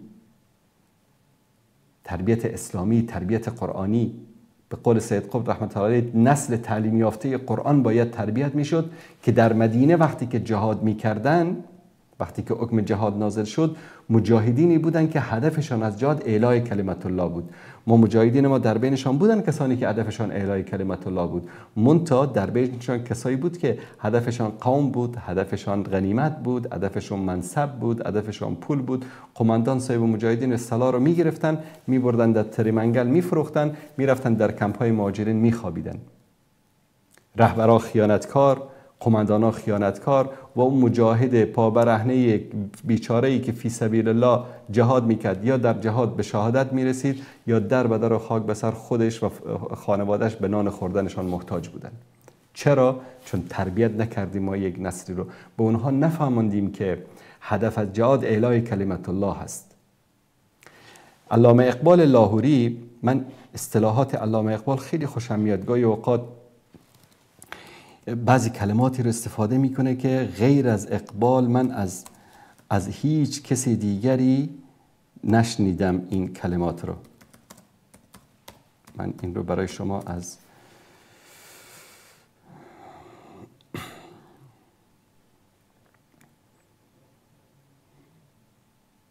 ببینید. بخش هفتم، دوستان اگر نشون بدن، اسرار خودی، علامه اقبال لاهوری در بیان اینکه مقصد حیات مسلم اعلای کلمت الله است و جهاد اگر محرک آن جوع الارض باشد در مذهب اسلام حرام است. جوع الارض یعنی گرسنگی زمین، ترجمه تحت لفظیش میگه اگر هدف جهاد اعلای کلمت الله نباشد، که در حقیقت زندگی مسلمان، قل ان صلاتی و نسکی و محیای و مماتی لله رب العالمین، بگو زندگی من، مرگ من، همه عبادتهای من، نماز من، قربانی من، همه اعمال من لله رب العالمین، فقط برای الله سبحانه و تعالی است. اگر برای الله نباشد، برای جوع الارض باشد. این اصطلاح جوع الارض من غیر از در اقبال لاهوری رحمت الله در جای دیگه ندیدم. اگر میگه هدف از جهاد این باشه که من فتح بکنم سرزمینی رو، انا شهر فتح کردم، ولسوالی رو فتح کردم، ولایت فتح کردم، هند رو فتح کردم، پاکستان رو فتح کردم، دنیا رو فتح کردم. اگر هدف جهاد فتح باشد، یعنی به دست آورد، جوع الارض یعنی کسی که میگه که گرسنگی زمین دارد، نمیخواد زمین ها رو بگیرد برای خودش، اینجا رو فتح کن، اونجا رو فتح کن، اینجا رو فتح کن. هدف فتح باشد، هدف فقط گرفتن سرزمین ها باشد، هدف اعلای کلمت الله نباشد، میگه این در مذهب اسلام حرام است. سبحان الله. به خاطر همین یک حقیقت تلخی رو ما باید بگیم. در هند سلسله حکومت هایی که به اصطلاح مرکزشان افغانستان بود، یا افغان بودن، یا حکومت هایی که در افغانستان مرکزشان بود، در همین جغرافیای خراسان افغانستان امروزی حکومت میکردن، بر هند حدود 600 700 سال 800 سال حکومت کردن، تا 850 سال حکومت بوده در هند. چرا مردم هند هنوز هندو هستن؟ گاهی خودتون پرسیدید؟ چرا سرزمین هایی رو که صحابه فتح کردن همهشان مسلمان هستن؟ افغانستان در زمان صحابه فتح شد، همه مسلمان، یا اکثریت 95% مسلمان. ایران همه مسلمان، شبه جزیره عرب همه مسلمان، شمال آفریقا همه مسلمان، سرزمین مصر همه مسلمان. سرزمین هایی رو که تا زمان سیدنا معاویه فتح شده همه مسلمان هستن. سرزمین هایی که بعد از معاویه رضی الله تعالی عنه و بعد از بنی امیه فتح شدن، اکثرشون ببینید که دین اصلیشون ماندن. چرا؟ چون صحابه و تابعین وقتی به یک سرزمینی وارد می شدن، قبل از اینکه اون سرزمین رو فتح بکنن دلهای مردم رو فتح می کردن. با اخلاقشون، با رفتارشون مردم رو به اسلام دعوت می کردن، نه با زور شمشیر. تبر مسلمان نبودن اون مردمی که در اون وقت. چرا؟ چون که اینها رو اخلاقشون رو میدیدن، رفتارشون رو میدیدن، تقوا و پرهیزگاریشون رو میدیدن، میگفتن والله اگر در دنیا دین حقی وجود داشته باشه دین این هاست. بعد از اون میبینیم امپراتوری‌های بزرگی آمدن، مثلا میبینید همین کرواتیا فتح شد، لهستان فتح شد، تا اتریش فتح شد، تا مجارستان فتح شد، بلغارستان فتح شد. خیلی از این سرزمین ها در دست مسلمان ها بود، فتح شده در همین 600-700 سال اخیر. چرا مردمش هنوزم کافر هستن؟ چون اکثر اهداف این فتوحات چی بود؟ گرفتن یک شهر بود، گرفتن غنیمت بود، وسعت سرزمین بود. در اسلام وسعت سرزمین، غنیمت گرفتن، فتح کردن یک شهر هدف نیست. هدف اعلای کلمت الله است، هدف رساندن دین الله سبحانه و تعالی است. بعد شعر بسیار جالبی رو داره در اینجا که بعضی از قسمت‌هاشو دوستان عزیز: طبع مسلم از محبت قاهر است، مسلم ار عاشق نباشد کافر است، تابع حق دیدنش نادیدنش، خوردنش نوشیدنش خوابیدنش. یعنی همه امور، اما مثل همون آیه‌ای که خدمتتون عرض کردم: قل ان صلاتی و نسکی و محیای و مماتی لله رب العالمین، در رضایش مرضی حق گم شود، این سخن کی باور مردم شود، خیمه در میدان لا اله زند ز دست، در جهان شاهد علی الناس آمده است، شاهد آلش نبی انس و جان، شاهدی صادق ترین شاهدان. در این شعر خیلی جالب وضعیت مسلمان و هدف از مسلمان رو ذکر میکنه. اسکر شاهی و افواج غنیم، هر دو از شمشیر جوع او دو نیم، آتش جان گدا جوع گداست، جوع سلطان ملک و ملت را فناست، هر که خنجر بهر غیر الله کشید، تیغ او در سینه او آرمید. یعنی در اینجا ذکر میکنه که گاهی اساکر شاهی و پادشاهانی که و فتوحاتی که صورت میگرفت به خاطر چی بود؟ به خاطر غنیمت بود، به خاطر جوال ارز بود، به خاطر که یک سرزمینی رو بگیرن، به خاطر که کنیز بگیرن، به خاطر که غنیمت بگیرن، به خاطر اعلای کلمت الله نبود. میگه هر که خنجر بهر غیر الله کشید، تیغ او در سینه او آرمید. هر کی که شمشیرش رو، سلاحش رو به خاطر غیر الله بلند بکنه، اون تیر و اون شمشیر به کجا میخوره؟ به بدن خودش اصابت میکنه، یعنی خودش رو نابود میکنه، خودش رو به هلاکت میرسانه. بیننده عزیز سلام علیکم بفرمایید. بیننده عزیز سلام علیکم بفرمایید.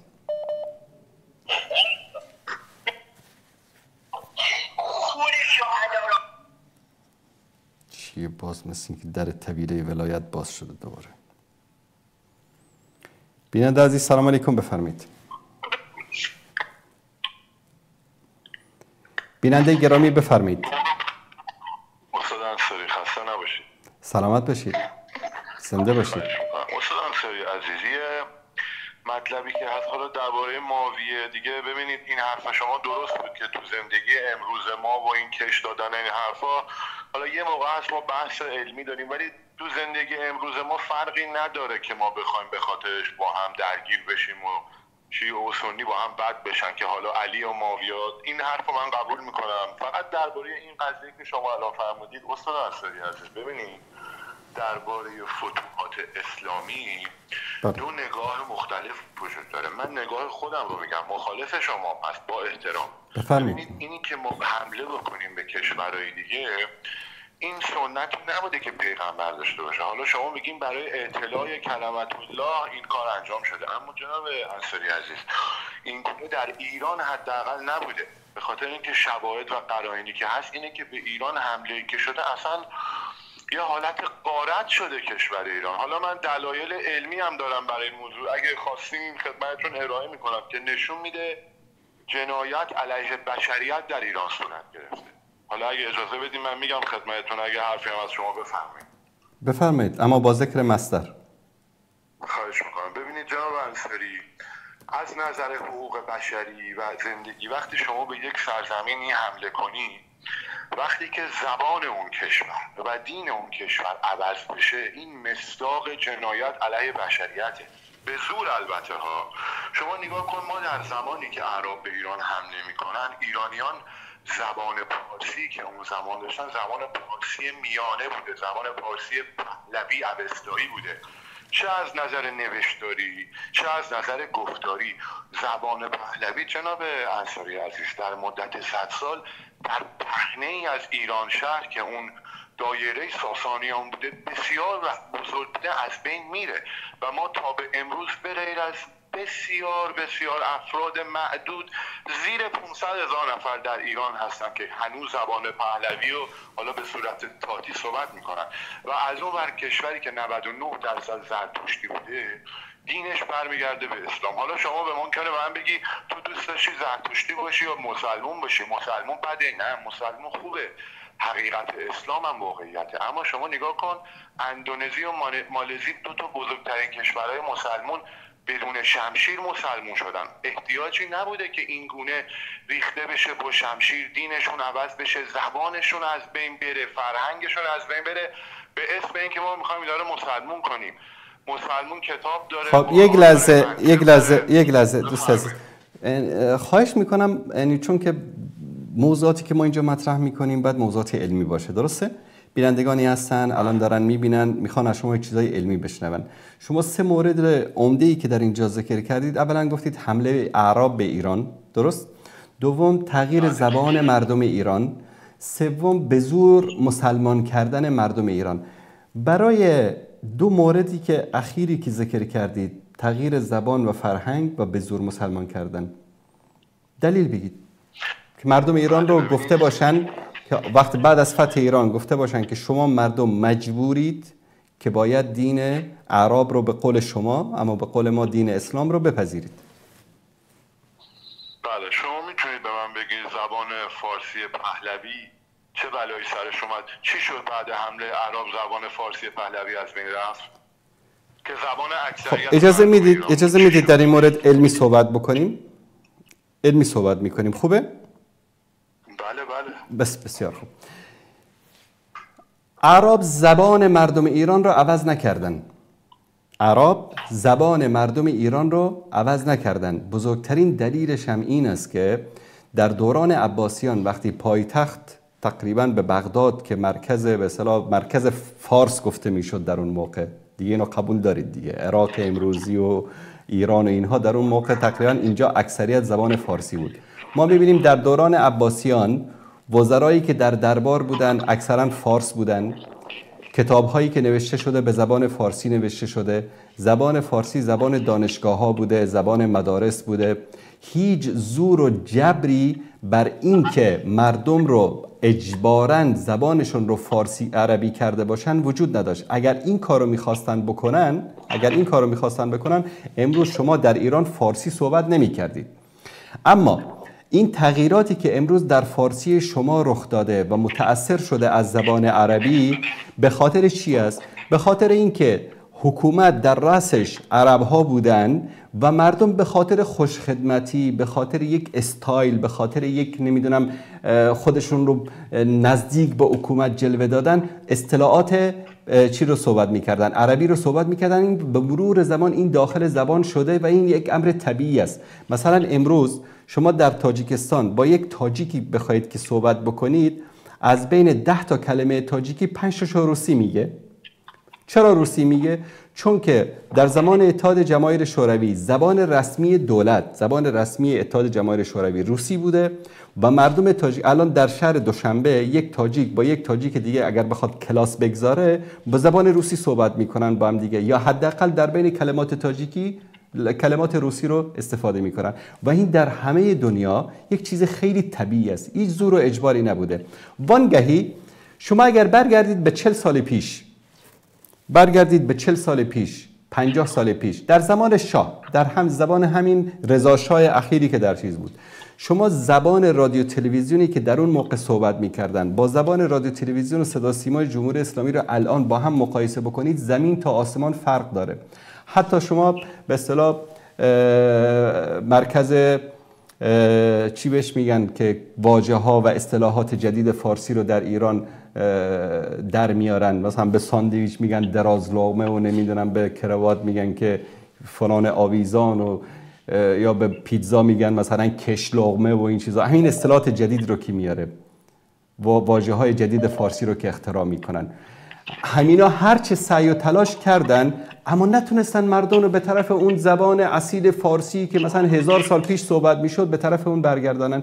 چون همونطوری که انسان‌ها پیشرفت میکنن، همونطوری که انسان‌ها تغییر میکنن، لباسمون تغییر کرده. حالا مثلا شما بیا لباس زبان قاجار رو بپوش در کوچه و خیابان بگرد، مردم بهت میخنده. حالا مثلا رئیس جمهور ایران لباس رضا شاه رو بپوشه در خیابان‌ها بگرده، مردم بهش میخندن. الان اصلا تاج گذاشتن بالای سر پادشاه الان یک چیز مضحکه است، یک چیز مسخره است.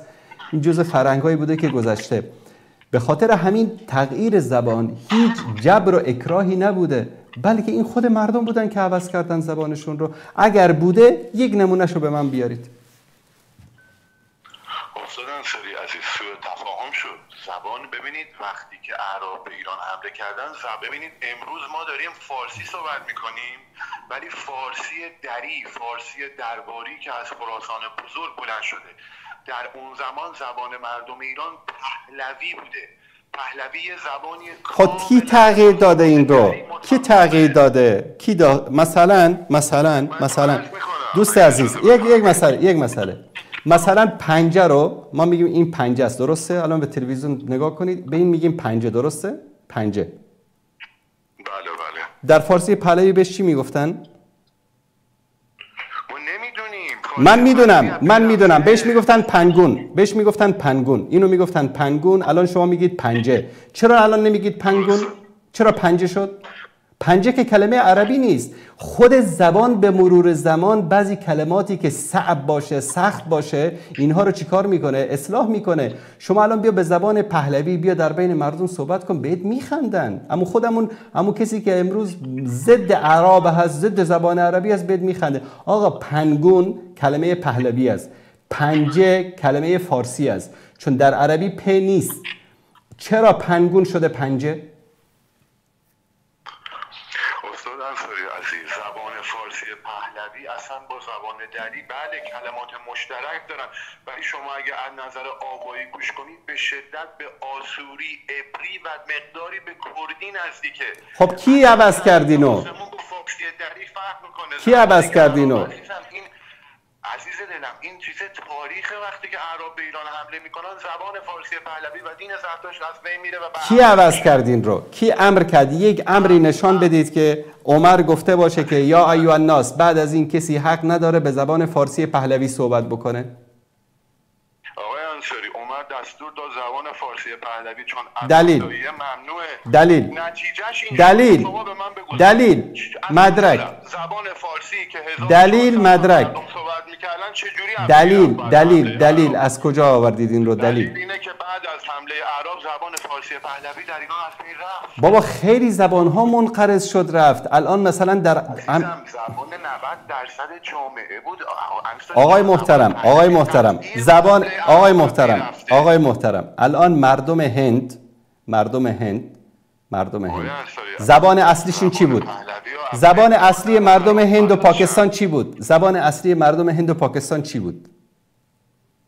ببینید زبان هند فرق داره داستانشون. خب الان بین ما اعراب بودن. آقای محترم من از شما یک سوال میپرسم. هندو صحبت میکردن. نه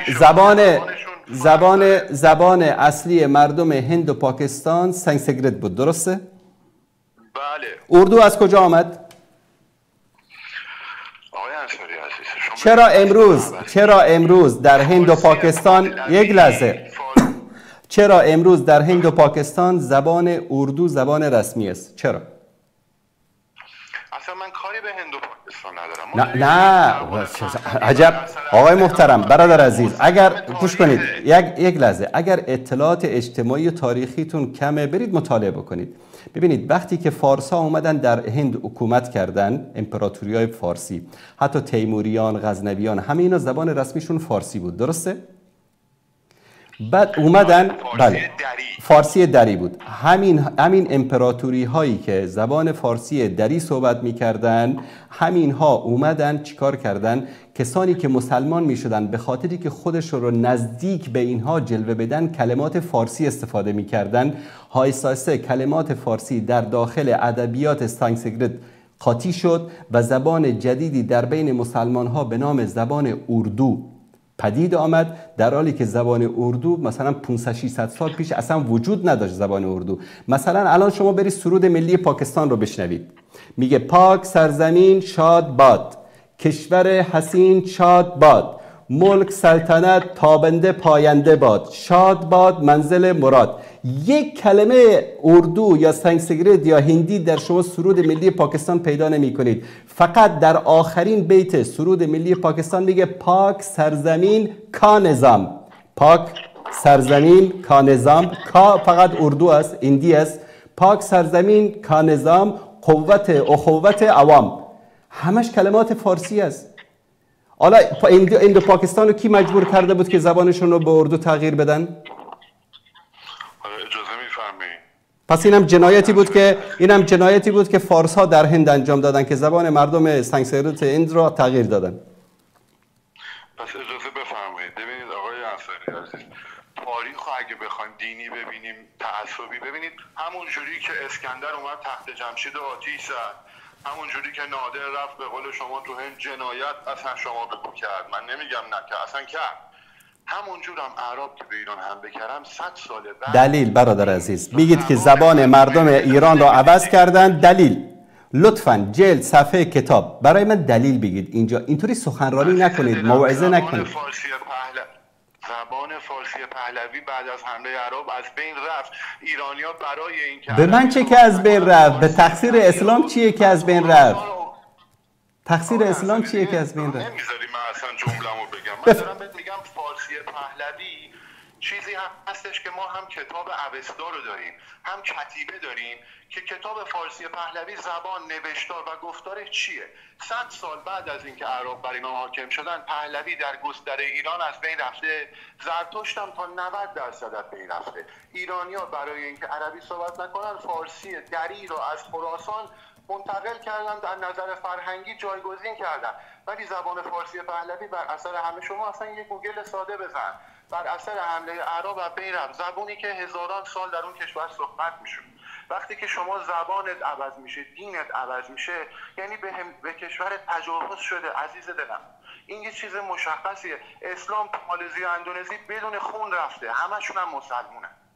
حقیقت اسلام احتیاجی نبود با شمشیر بیاد، همونجور که امیرالمومنین علی ابن ابی طالب شرکت نکردن. ساری جان برادر عزیز، یک چیز رو من خدمت شما بگم. من از اول گفتگو از شما میگم که یک مدرکی بدید که امرا و خلفای اسلامی در زمان فتح ایران زبان پهلوی رو ممنوع کرده باشن. وانگهی یک مدرک تاریخی بیارید که گفته باشن که آقا زبان پهلوی رو عرب ها منقرض کردن، در حالی که شما اگر در تاریخ ببینید، مثلا در همین 100 سال گذشته زبان ترکی عثمانی منقرض شد. خوبه؟ در 100 سال اخیر اعراب بیچاره اصلا هیچ دخلی در این قضیه نداشتن. زبان ترکی عثمانی منقرض شد، زبان لیکیایی منقرض شد، زبان اوستایی منقرض شد، زبان اورتوپی منقرض شد، زبان باختری منقرض شد، زبان گوتی منقرض شد، زبان ماتوری منقرض شد، زبان مستعربی منقرض شد، زبان آراگونی در هیچ. من الان میتونم 100 تا زبان منقرض شده دنیا رو برای شما بیارم که عرب‌های بیچاره اصلا کاری به این زبان ها نداشتن. من قبول دارم هر زبانی هر جا بین رفته تقصیر عرب‌ها نبوده، من نمیگم تقصیر، اما زبان فارسی پهلوی مسلم تاریخی که در دلیل بین رفت. دلیل رو آوردن. دلیل اینه که بعد از 100 سال بعد از اسلام ما دیگه فارسی پهلوی نداریم. تا همین الان ما دیگه فارسی پهلوی از زمان 100 سال قبل از پهلوی فارسی باستان، قبل از پهلوی فارسی باستان چرا منقرض شد؟ فارسی میانه چرا منقرض شد؟ نه منقرض نشد. فارسی ببینید ما فارسی باستان داریم، فارسی میانه داریم، فارسی مدرن که امروز شده دری. فارسی باستان که در زمان ایلامیان شروع شد به هخامنشیان و اشکانیان در حال تکامل بود. زمانی که رسید، پس چه عیبی داره که زبان پهلوی هم تکامل بکنه بشه فارسی امروز در ایران؟ انصاری جان، زبان پهلوی که تکامل پیدا آقا همین زبان آرامی دوست عزیز، زبان آرامی قبل از زبان فارسی میانه که در همین مناطق از عراق گرفته به اون طرف که تا خاور میانه که زبان آرامی بود، این زبان آرامی رو که منقرض کرد؟ میگن زبان ابراهیم علیه السلام بود و زبان آذر بود و یعنی زبان نمرود بود و مملکت داشتن، ابرقدرت دنیا بودن. زبان آرامی رو که منقرض کرد. ببینید آقای انصاری عزیز، من درباره زبانی که میدونم صحبت میکنم. ساسانی 400 سال به ایران حکومت کرد و اینقدر کتاب و دیوار و سنگ نوشته از زبان پهلوی هست به عنوان امپراتور مشرق زمین که مدارک کامله. زبان فارسی پهلوی از بین رفت عزیزم، به خدا از بین رفت. حالا شما ناراحت میشی که بگی این کارو کردن، ولی انصاری جان کشورگشایی با دین جور در نمیاد. بیننده جان عزیز دل برادر، من ببینید من نظر شما محترم، قابل قبول، به شرط اینکه با سند و مدرک باشه. خب بریم رو مسئله بعدی. شما شیعه هستید درسته؟ بله. نهج البلاغه را قبول دارید؟ ببینید آقای انصاری، من شیعه هستم ولی من منطقی ام. اگه سند درست حسابی داره قبول دارم، اگه سند نداره قبول ندارم. نهج البلاغه دیگه نیاز به سند نداره دیگه. نهج البلاغه سند نداره، خیلی حرفاش هست سند نداره. خب واقعیت اینه دیگه، تعارف نداره. دوستان عزیزم این صفحه رو نشون بدن. نهج البلاغه، اینم صفحه بعدش. حضرت علی شرکت نکرد دیگه. حضرت علی جهاد نمیدونست، کشورگشایی میدونست. چون تو جهادا حضرت خب اجازه بدید که در مورد این صحبت بکنیم. خب میدونم خطبه 147 نهج البلاغه در اینجا سیدنا علی رضی الله عنه، خطبه 147 نهج البلاغه، سیدنا علی در مورد حمله به ایران اعلان موافقت میکنه. من نمیخورم چون که شما میدونید، همه دوستانم میدونن. برید 147 نهج البلاغه خطبه 147 رو در خونتون باز کنید ببینید. عمر میاد با علی مشوره میکنه، میگه من میخوام به ایران حمله کنم، خودم در رأس لشکر باشم. میگه که جایگاه رهبر چنان ریسمانی محکم است که مهره‌ها را متحد ساخته به هم میپیوندد، اگر این رشته از هم بگسلد مهره‌ها پراکنده و هر کدام به سوی خواهد افتاد الی آخری. بعد میگه چنان محور آسیاب جامعه را به گردش درآور و با کمک مردم جنگ را اداره کن. یعنی سیدنا علی مخالف فتح ایران نبوده. سیدنا علی در حقیقت همانا عجم اگر تو را در نبرد بنگرد گویند این ریشه عرب اگر آن رو بریدید آسوده میگردید. خلاصه میگه تو جوانا رو جمع کن، مردم رو جمع کن، به جنگ بفرست، ایران رو فتح بکن. اگر علی مخالف فتح ایران بود خب به عمر مشوره نمیداد. وقتی عمر اومده بود مشوره بکنه میگفت که عمر جان من مخالفم، فتح نکنید ایران رو. خب ببینید جناب انصاری عزیز، اینی که شما الان فرمودید یه بخش شما قبول دارم، یه بخشش اختلاف نظر دارم با شما. اینی که حضرت علی شما موافقتش رو گفته جمع کنید برید اینا توش نیست. اما اینی که به عمر گفته خودت نرو اگه کشته بشی، بله از حیث امانتداری حضرت علی رفته یه نفر ازش مشورت خواسته، مشورت درستی هم بهش داده، چیزی که به نفع عمر بوده رو به عمر گفته.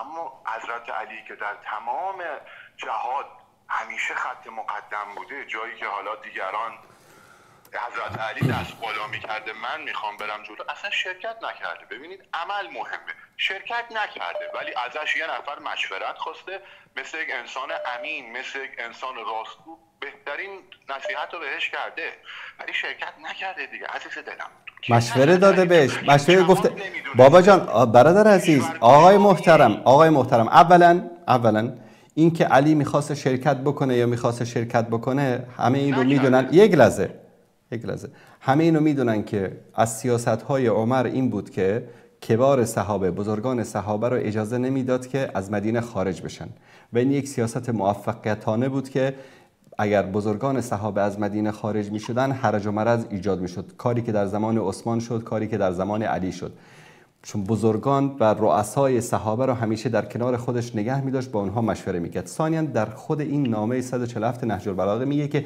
جوانها را، مردم را آماده کن و بفرست. یعنی چی؟ خب این داره مشورت میده. ببینید یه نفر اومده ازش داره سوال میکنه، حضرت علی خیانت به عمر نمیکنه، حضرت علی داره بهش مثل یک انسان فهیم و امین برادرانه حضرت علی بالاخره مرام. پس در این حمله اعراب سیدنا علی با مشوره خودشون شرکت کردن، درسته نه؟ نه، حضرت علی شرکت نکرد. مشوره داده برادر عزیز. دوباره بخونم براتون. دوباره بخونم براتون. دوباره بخونم. مشورت دادن که دلیل نمیشه که شما تاریخ رو بخونی، خیلی از این مسائل هست. در زمان رضا شاه آقای فروغی، رضا شاه پدر به قول معروف شوهر زنش رو اعدام کرد، ولی زمانی که ازش مشورت خواست بهش مشورت درست داد و باعث شد محمد رضا شاه جای رضا شاه بشینه. حضرت علی مشورت امینانه داده، ولی انصاری جان ولی گفته ایران رو فتح کنید، گفته ایران رو فتح بکنید دیگه. گفت مشوره داده که فتح بکنید. اگر فتح ایران کار غلطی بوده، پس در این کار غلط حضرت علی هم شریک است. نکرده دیگه. کجاش کدوم شمشیر کشیده؟ والا شما روز روشن میگید که آفتاب نیست دیگه. من چی بگم به شما؟ غیر از این گفتنی داره چیز دیگری؟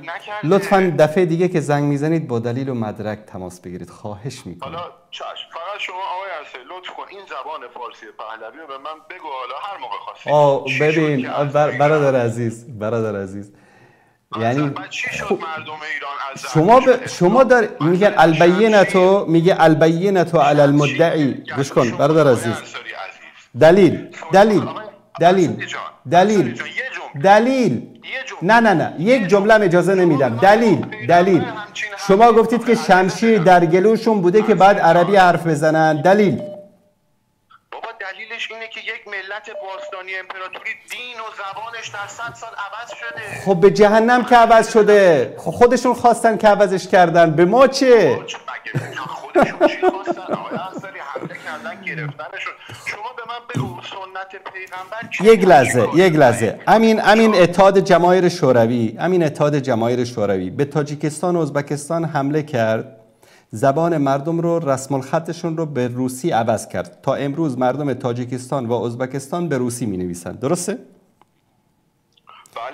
به افغانستان حمله کرد، کتاب آوردن، زبان روسی زبان دوم شد، در دانشگاه ها زبان روسی زبان رسمی شد، مردم اجبار باید زبان روسی یاد می گرفتن. افغان ها رو فرستادن برای درس خوندن در اتحاد جماهیر شوروی، بورسیه ها بهشون دادن که زبان مردم رو عوض کنن، اما مردم افغانستان عوض نکردن. چرا؟ ببینید اون زمانی که این عربو به ایران حمله کردن، ایران کاملا تصرف شد. آقای انصاری بابا جان، برادر عزیز، ببین فرهنگ، زبان و فکر. هیچ کسی که یک کشوری رو اشغال بکنه این سه چیز رو نمیتونه عوض بکنه. فکر رو، فرهنگ رو، زبان رو اشغالگر نمیتونه عوض بکنه. متوجه هستید؟ امروز مردم آمریکا ویتنام رو اشغال کرد اما نتونه زبان مردم ویتنام رو عوض بکنه. روس افغانستان رو اشغال کرد، نتونه زبان مردم افغانستان رو عوض بکنه. این که یک ملتی خودش خواسته زبانش رو عوض بکنه، تقصیر اسلام و مسلمان ها چی است؟ وانگهی یک دلیل برای من از یک مصدر تاریخی اسلامی، امری از عمر یا از یکی از فرماندهان اسلامی بیارید که مردم ایران رو گفته باشه زبانتون رو عوض بکنید. دلیل. ببینید در تاریخ، تشکر از شما. نمیدونم کتابشون رو خوندین یا نه. شما اگه کتاب آقای زرینکوب بخونید حمله اعراب به ایران، شما میتونید اونجا بابا جان آقای زرینکوب کتابش شد 50 سال پیش نوشته. من سند تاریخی میخوام. شما میگی آقای زرینکوب کتاباشو من خوندم. کتاباش همش بر علیه شیعه است. خب باشه اشکال نداره. من تاریخشو دارم نگاه میکنم. ببین اون آدم تمام منابعش رو آورده، تمام اون یکیشو ذکر کنید. یکی از اون منابع رو ذکر بکنید. من آقای زرینکوب و کتاباشو خوندم. یکیشو ذکر بکنید. تمام پای هر صفحه نوشته دیگه منابع. خب بیارید یکیشو بیارید. خب باشه دفعه دیگه بیارید ان شاءالله بعد زنگ بزنید. دفعه دیگه زنگ بزنید سند کتابشو بیارید ان شاءالله، یا برای من در واتساپ بفرستید، من اینجا پخش میکنم شما بخونید. خوبه؟ تشکر از شما. فقط انصاری جان زنده باشید. تشکر از شما. تشکر. زبان و دین عوض شدن جنایات علیه بشریته. مردم به صورت به قول معروف داوطلبانه نمیان زبان و دینشون رو عوض کنن. اسلام هیچ کس رو مجبور نکرده که زبانش رو عوض کنه، دینش رو عوض بکنه. هیچ کسی رو عوض نکرده. شما تعصب اسلام نه، ولی اعراب حمله کردن این کارو کردن. انصاری جان پیغمبر این کارو نکرده. این سنت پیغمبر نیست. اعراب نکردن، از برای خدا نکردن.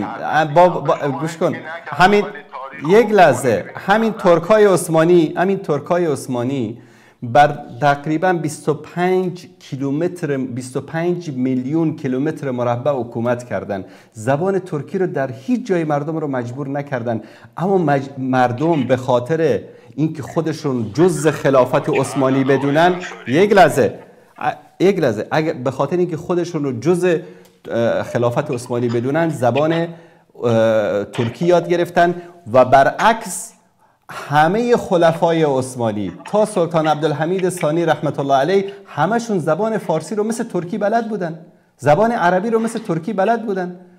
بابا جان این تعصبات رو امثال شما در این اواخر دامن زدید. ما 200 سال پیش تعصبات زبانی نداشتیم. یک ترک با افتخار عربی صحبت میکرد، فارسی صحبت میکرد، یک عرب با افتخار فارسی صحبت میکرد. اصلا این تعصبی وجود نداشت. تشکر میکنم از شما. تشکر میکنم دوست عزیز. فارسی زبان بودن. تشکر میکنم. ایران 20 میلیون ترک صحبت میکنن. اینا همه بر اثر زور و تجاوز عثمانی و ترکان به ایران بود. وگرنه ایرانی که ترکی صحبت میکرد. بابا جان اینا اصلشون ترک آذری ان. اینا چه ربطی داره؟ اصلا فرق داره. ترک از آسیای مرکزی یک لحظه چند تا شما چند نفر دارید در ایران که الان ترکی صحبت میکنن؟ در ایران الان 20 میلیون ترکی صحبت آذری صحبت میکنن، ترکی صحبت نمیکنن. اینا آذری ان، نژادشون نژاد ترکه. اینا آذری ان، نژادشون نژاد ترکه. مثل اینکه در افغانستان ازبک است، مثل که در ایران ترک. نه خیر، همچین چیزی نیست. همچین چیزی نیست. نژاد ترک نژاد زرده. شما بزن نژاد بابا جان مردم آذربایجان، مردم ارومیه، مردم همشون زرد و سرخن. بابا جان شما دیگه میاد میخواید یعنی نژاد آسیایی و مغول. ببین باش. تشکر از شما. تشکر از شما. شما دارید به 20 میلیون برادران و خواهران ترک آذری ما در ایران اهانت میکنید. چه اهانتی میکنن؟ اونا اهانت محسوب میکنن. الان من به شما بگم که شما اصل من به شما بگم که شما از مغولستان نیست، ریشه شما ایرانیه، ولی زبان شما ترکی زبان زیبایی هم هست. چه توهینی میکنن؟ باشه. والله من یقین دارم که هیچ آذری، هیچ برادر و خواهر آذری راضی نمیشه که شما بهش بگید اصالتا فارس هستی داری آذری صحبت میکنی. تشکر میکنم ازش. نه ترکی صحبت میکنی. آذری از ریشه پارس، آذرآبادگان، زرتشت. اما زبان آذری که امروز در ایران صحبت میکنه با ترکی که در ترکیه صحبت میکنن فرق داره برادر. این فرق هست. بابا جان این ترکای عثمانی اگر که مردم ایران رو مجبور کرده بودن خب بهشون ترکی عثمانی یاد میدادن، چرا بهشون آذری یاد دادن؟ بابا همین الان کردی صحبت کنید. شما حرفاتون سراسر تناقضه. خیلی میبخشید. تشکر میکنم از شما. تشکر از شما. اما همه کردها در ترکیه کردی صحبت میکنن، به زبان خودشون صحبت میکنن. با هم دیگه بله. زبانشون رو فراموش نکردن. تا حالا دارن کردی صحبت میکنن. تو خونه کردی صحبت میکنن. بله. چرا تغییر نکرد؟ چرا زبانشون یعنی این همه سال عثمانی‌ها حکومت کردن، چرا کردها زبانشون عوض نشد؟ شما فارس‌ها در ظرف 100 سال عربا اومدن زبانتون رو عوض کردن. پس مشکلی در خودمون هست. تشکر از شما. به حرف جنایت نذارید. من مجبورم، من دوست ندارم صدای کسی رو قطع بکنم. شما دارید تکرار مکررات است. با سند و مدرک صحبت بکنید لطفاً. بعد از این تماس میگیرید، دلیل، مدرک، جلد، صفحه، کتاب. احساسات و عواطف صحبت نکنید. احساسات و عواطف رو بگذارید کنار. بیننده عزیز سلام علیکم، بفرمایید. سلام علیکم و رحمت الله و برکاته. علیکم السلام و رحمت الله و برکاته. خوب هستین شما آقای انصاری؟ سلامت باشید. آقای انصاری سوالی داشتم ازتون. بفرمایید. با یه آقای علی تشیع مناظره داشتیم. در بحث تشهد بود فکر کنم شما فرمودید که تشهد صحابه بعد از وفات رسول الله صلی الله علیه وسلم السلام علیک علی النبی و رحمت الله و برکاته، السلام علیک علی النبی گفتن. حالا ما علی النبی بگیم یا ایها النبی؟ اینو توضیح بدیم. ما دست مدرم ببخشید من چی گفتم؟ شما گفتین که تشهد مثلا السلام علیک ایها النبی است، شما گفتین که السلام علیک علی النبی. من نمیشه چیزی نگفتم. کی گفتم؟ با یه مناظره با آقای علی تشیع فکر کنم. نه من نبودم. شما اشتباهی گرفتید. آقای هاشمی مناظره در این مورد داشتن با شیعه، با اونا زنگ بزنید. خب زنده باشید. تشکر. سلامت باشید. خداحافظ شما. فکر کنم آقای سید عقیل هاشمی مناظره در این مورد داشتن با شیعیان، من نداشتم در این مورد. بیننده گرامی بفرمایید.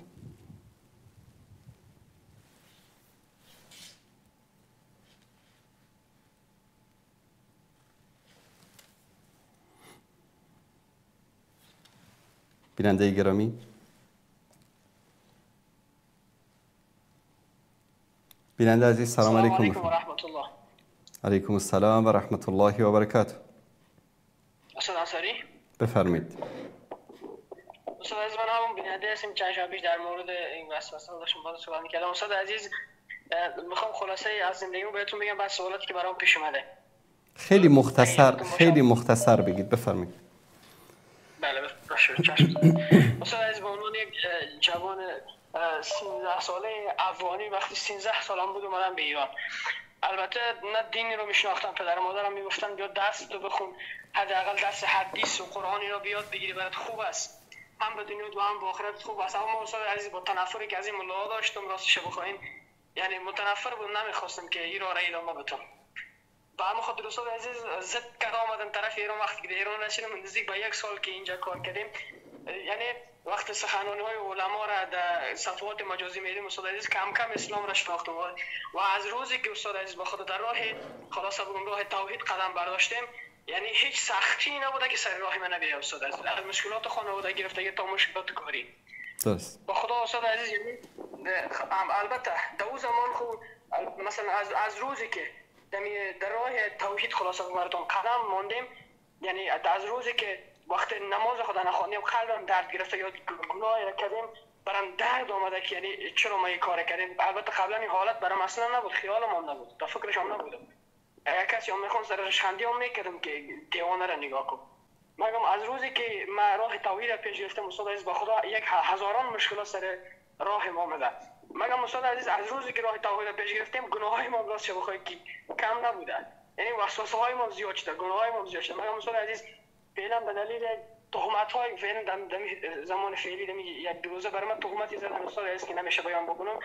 پدر و مادر تمام از من ناراض هستن. استاد عزیز، ما شما یک چیزی میپرسم استاد عزیز که من پدرم اگر چند هنوز میتونه یعنی وسایل خانوادگی ما آماده بکنه، اگر چند برایشان سخت است که استاد عزیز من میتونم به فلسطین مثلا برای جهاد بروم استاد عزیز، در صورتی که پدرم ضعیف است، اگر چند میتونه خرج خانواده ما را بده، اما ضعیف است و خانواده ما به مشکل میفته. آیا میتونم که برای جهاد به فلسطین برم؟ برای من اجازه هست؟ آیا ممانعت در دین اسلام وجود نداره؟ باشه. غیر از این سوال دیگری دارید؟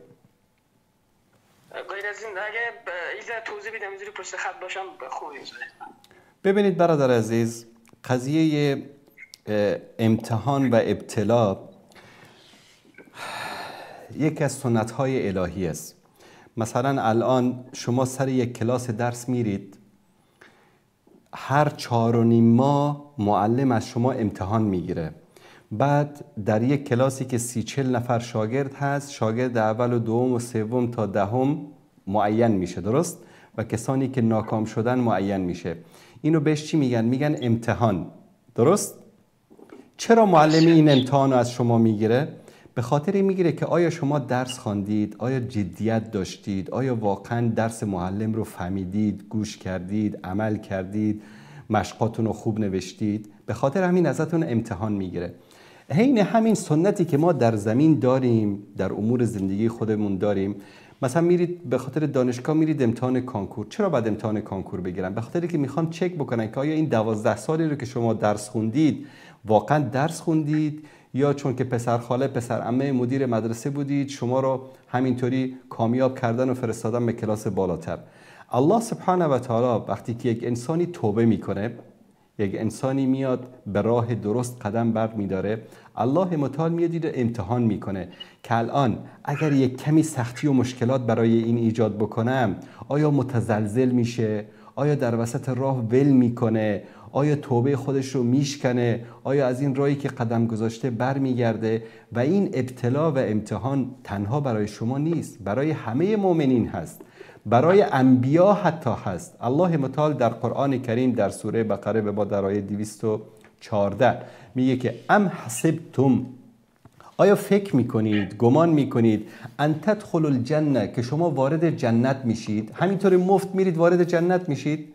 یا بیاید همین رو به اصطلاح امروز بگیم آقای محترم اسم شما چیه؟ مثلا احمد. آقا احمد فکر میکنی که همینطور راحت میتونی وارد دانشگاه بشی؟ نه خیر، باید امتحان کانکور بدی، باید نمره خوب بیاری، بعد از اون به تو اجازه میدن وارد دانشگاه بشی. بعد که نمرتون اگر از مثلا فیصدیتون درصدیتون از 90 بالا بود شما میتونید وارد بهترین دانشگاه بشید، میتونید وارد دانشکده مثلا پزشکی بشید، مهندسی بشید. اما اگر از 90 پایین بود نمیتونید وارد دانشکده پزشکی بشید یا مهندسی بشید. اگر از 80 پایین بود نمیتونید مثلا وارد دانشگاه اقتصاد یا اداره بشید. همینطوری بیا پایین. وقتی که درصدتون مثلا 60 و 50 بود دیگه حالا برو یک دانشگاه همینطوری که بده بره، میتونید اونجا برید. پس در این دنیا هم امتحان هست، در این دنیا هم مراتب هست، در این دنیا هم آزمایش هست. الله متعال میگه آیا گمان میکنید که وارد جنت میشید؟ ولما یأتیکم مثل الذین خلوا من قبلکم، آیا نشنیدید حال اون کسانی که قبل از شما هم مؤمن بودن، مسلمان بودن، ایمان آورده بودن؟ مستهم البأساء، به آنها سختی ها آمد سرشون، و ضراء، مشکلات براشون آمد، و زلزلوا، حتی لرزیدند.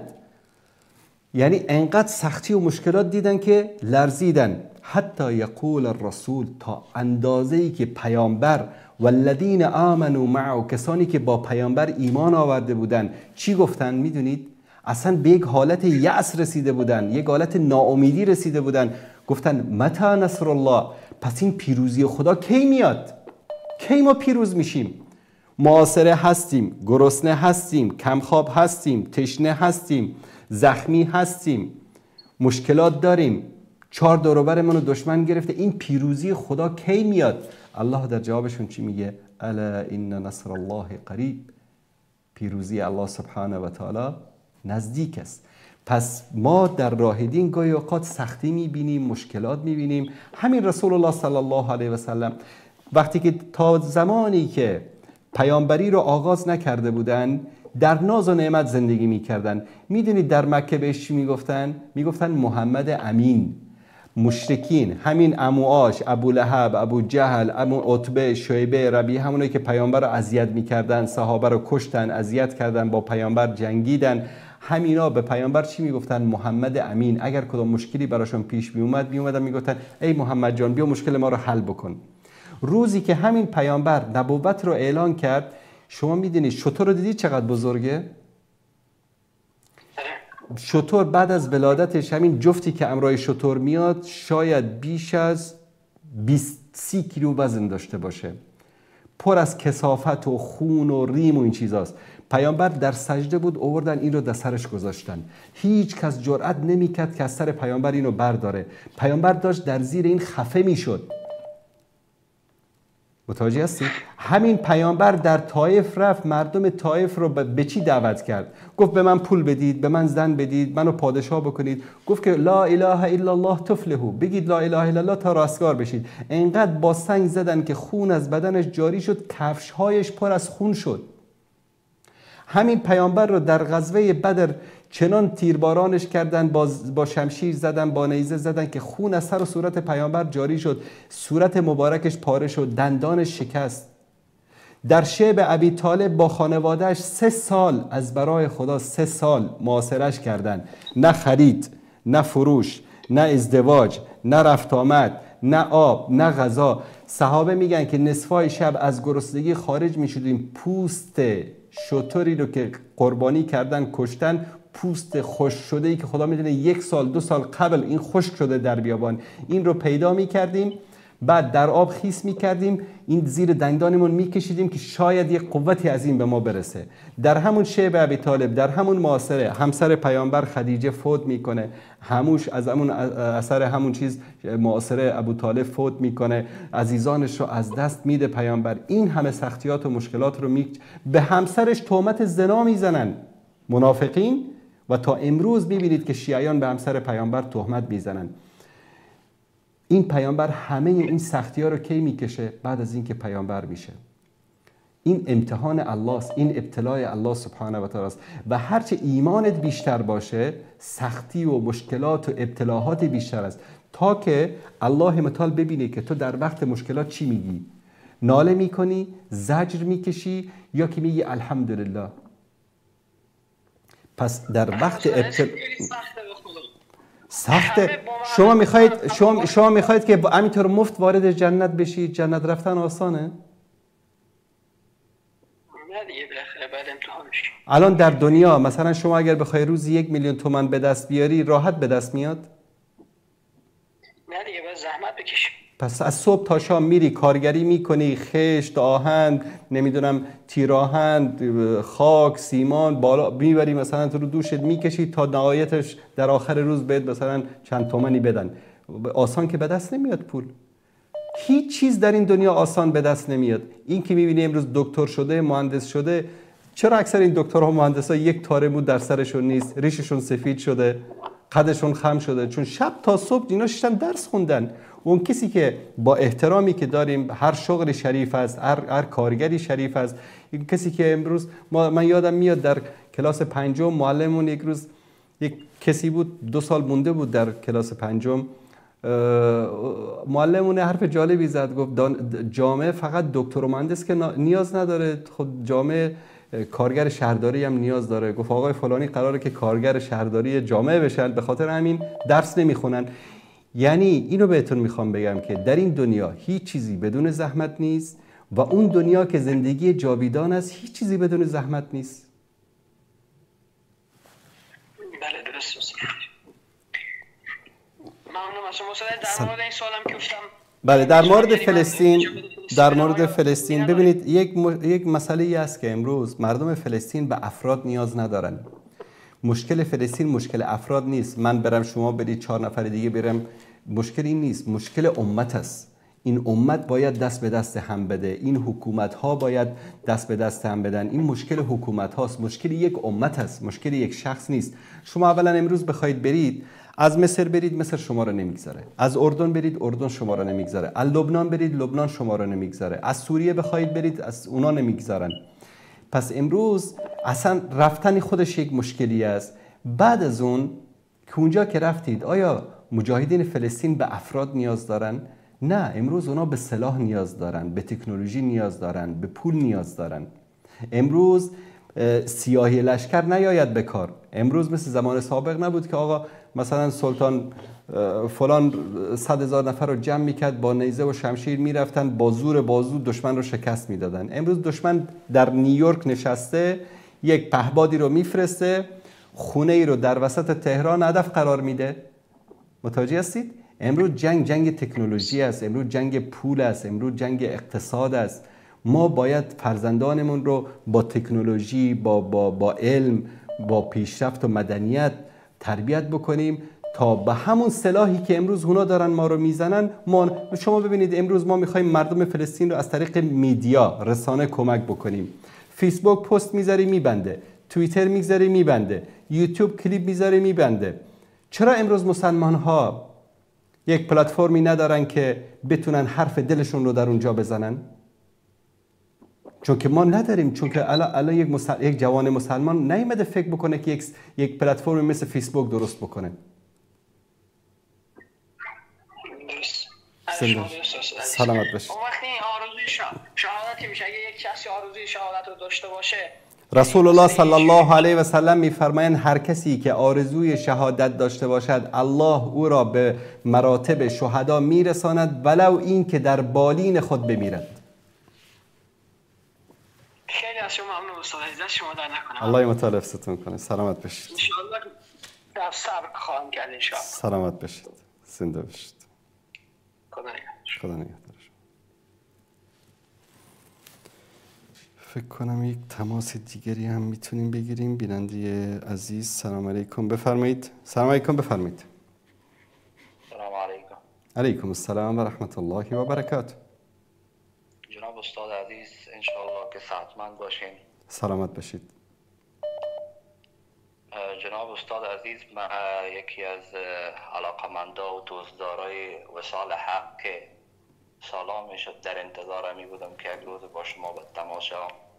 خوشبختانه که بعد از دیرها واقعیت که صدای مبارک شما را میشنوم و خیلی دوست داشتم شما را که یک بار واقعا خدمتی که شما در این سالهای اخیر برای فارسی زبانهای افغانستان، ایران، تاجیکستان کرده اید هیچ وقت فراموش شدنی نیست. سلامت باشید برادر عزیز، زنده باشید، بزرگوارید. تقریبا سالهای قبل بود که من وقتی که امرای شبکه وصال حق سر خوردم و شما را شناختم، از اون بعد تصمیم گرفتم در اون وقتی که من فعلا به اروپا زندگی میکنم، در وقت تنها وصال حق در سمت اروپا عیار میشد. ما به بسیار سختی ها تانستم که شبکه وصال حق در خانه در با امرای دوستایم در جریان بارم. اون وقت در فیسبوک شما فعالیت داشتین. درست. واقعا از اون وقتی که شما بودین و استادای دیگه بود، جناب مولانا مجیب الرحمن انصاری بود، مولانا عبدالقدوس دهقان بود، همگی شما اما یک جایگاه خاص خود شما داره بین تمام دوستان ما که در اون وقت در افغانستان در کابل زندگی میکردن داشتین و دارین. انا منوزم سلامت باشید. الله متعال حفظتون کنه. واقعیت که وصال حق شبکه بود که تنها منی مثل ما جوانای دیگه و دوستای ما که واقعا که در خرافات و بدعت هایی که بودیم توانستیم که توسط شبکه وصال حق هدایت شویم و اساتیدی که در افغانستان در کابل زندگی میکردن بودن توسط مولانا شهید متوکل حفظه الله، توسط اونها و توسط دیگر کسایی بود که همین راه را ما تانستیم که راه حق پیدا بکنیم. الحمدلله. ما واقعا استاد عزیز نمیتونم که اما محبتی که مقابل شما داشتم چندین بار ما از استادا، از استاد امام الدین که یکی از برنامه‌های را در وقت پیش می بردن شماره شما را درخواست کردم، از دکتر احسان الله مبارک شماره شما را درخواست کردم، اما هیچ کس نه در اون وقت نه در حال شماره شخصی تانه برای ما ندادن. واقعا استاد خدمتی که شما کردید و شبکه وصال حق در امی رای رساندن حق کرد واقعا هیچ کسی نکرده. الله متعال قبول بکنه. تقاضای ما استاد عزیز همی است که ما دمی اواخر کمک اختلافات بین همی استادای محترم شاهد بودم که بدگویی ها یکی دیگر را میکنن. واقعا استاد ما از دین شاید بسیار یک ذره هم نفهمم، اما ما در افغانستان که زندگی میکردم در یک منطقه بودیم در شهر کابل، یک مسجد به نام شاهد شمشیره، همونجا ما بعض وقتا امامت میکردم. اوج خرافات و بدعت ها زیاد بود. همین استادایی که در کابل بودن خیلی مردم تشویق کردن، اما ما افسوس استاد دمی اواخر به استاد عبدالظاهر دایی، استاد راسخ و دیگه استادایی که هستن میخورم که چون وقت نیست که ما بیاییم با هم در مسائلی که بعضا مسائل واقعیت مسائل شرعی است، آدم باید حقیقت بدانه و بفهمه. اما به نظر ما استاد میشه که درباره همین شما اگر وقت داشته باشین صحبت بکنین که چرا امروزه همین استادای ما امروز آمدن به جان هم افتیدن و درباره یکی دیگه بدگویی ها یکی دیگه را میکنن. باشه در این مورد صحبت میکنم. دیگه سلامت باشین استاد عزیز الله متعال شما را حفظ بکنه. استاد دهخان عزیز، دیگه اساتید محترمه، اگر امکان داشته باشه استاد کم شماره شخصی تان ما داشته باشم، چون دیگه ما در تقریبا 1 سال میشه که ما در آلمان زندگی میکنم. بسیاری از مسائل ما بعض استادا را وقت زیادتر پیدا کردن نمیتونم، از من زیاد دوستا تقاضا میکنه، سوال میکنن، چون ما علم نداریم نشه کسی را در راه غلط دعوت بکنیم و سوالشان غلط جواب بدیم. اگر امکان داشته باشه که شماره شخصی تان ما داشته باشم.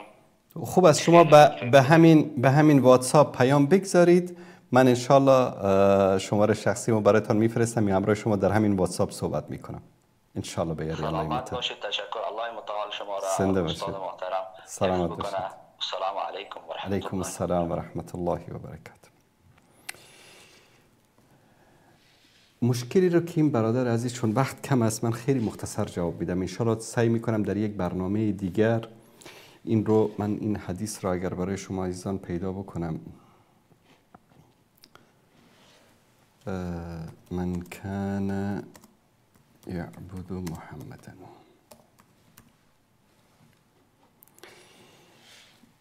ما یک مسئله رو خدمت شما عزیزان باید اینجا بیان بکنم، خاصتا خدمت جوانان عزیز و به طور ویژه خدمت جوانانی که هدایت شدن، به تازگی دیندار شدن، از اون دین متاثر شدن. بنابر برنامه من، دروس شیخ عبدالظاهر دایی، دروس مثلا مولانا متوکل رحمت الله علیه، برنامه تلویزیون فلان یا صفحه فلان یا شبکه فلان. دوستان عزیز، ما باید الله پرست باشیم، شخص پرست نباشیم. هیچ وقت خودتان را به اشخاص متعلق ندانید، خودتان را به دین متعلق بدانید. وقتی که رسول الله صلی الله علیه و سلم از دنیا رفتن،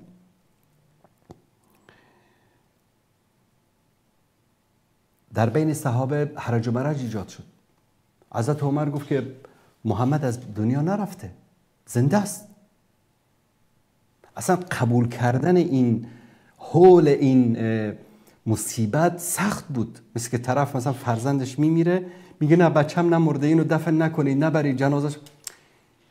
صحابه مونده بودن چیکار بکنن. یکی میگفت نه پیامبر نمرده.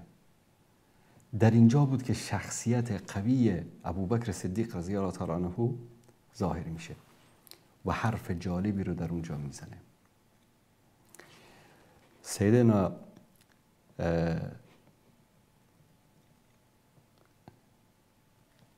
ابوبکر صدیق رضی الله تعالی عنه میاد وسط، میگه ای مردم، یا ایها الناس،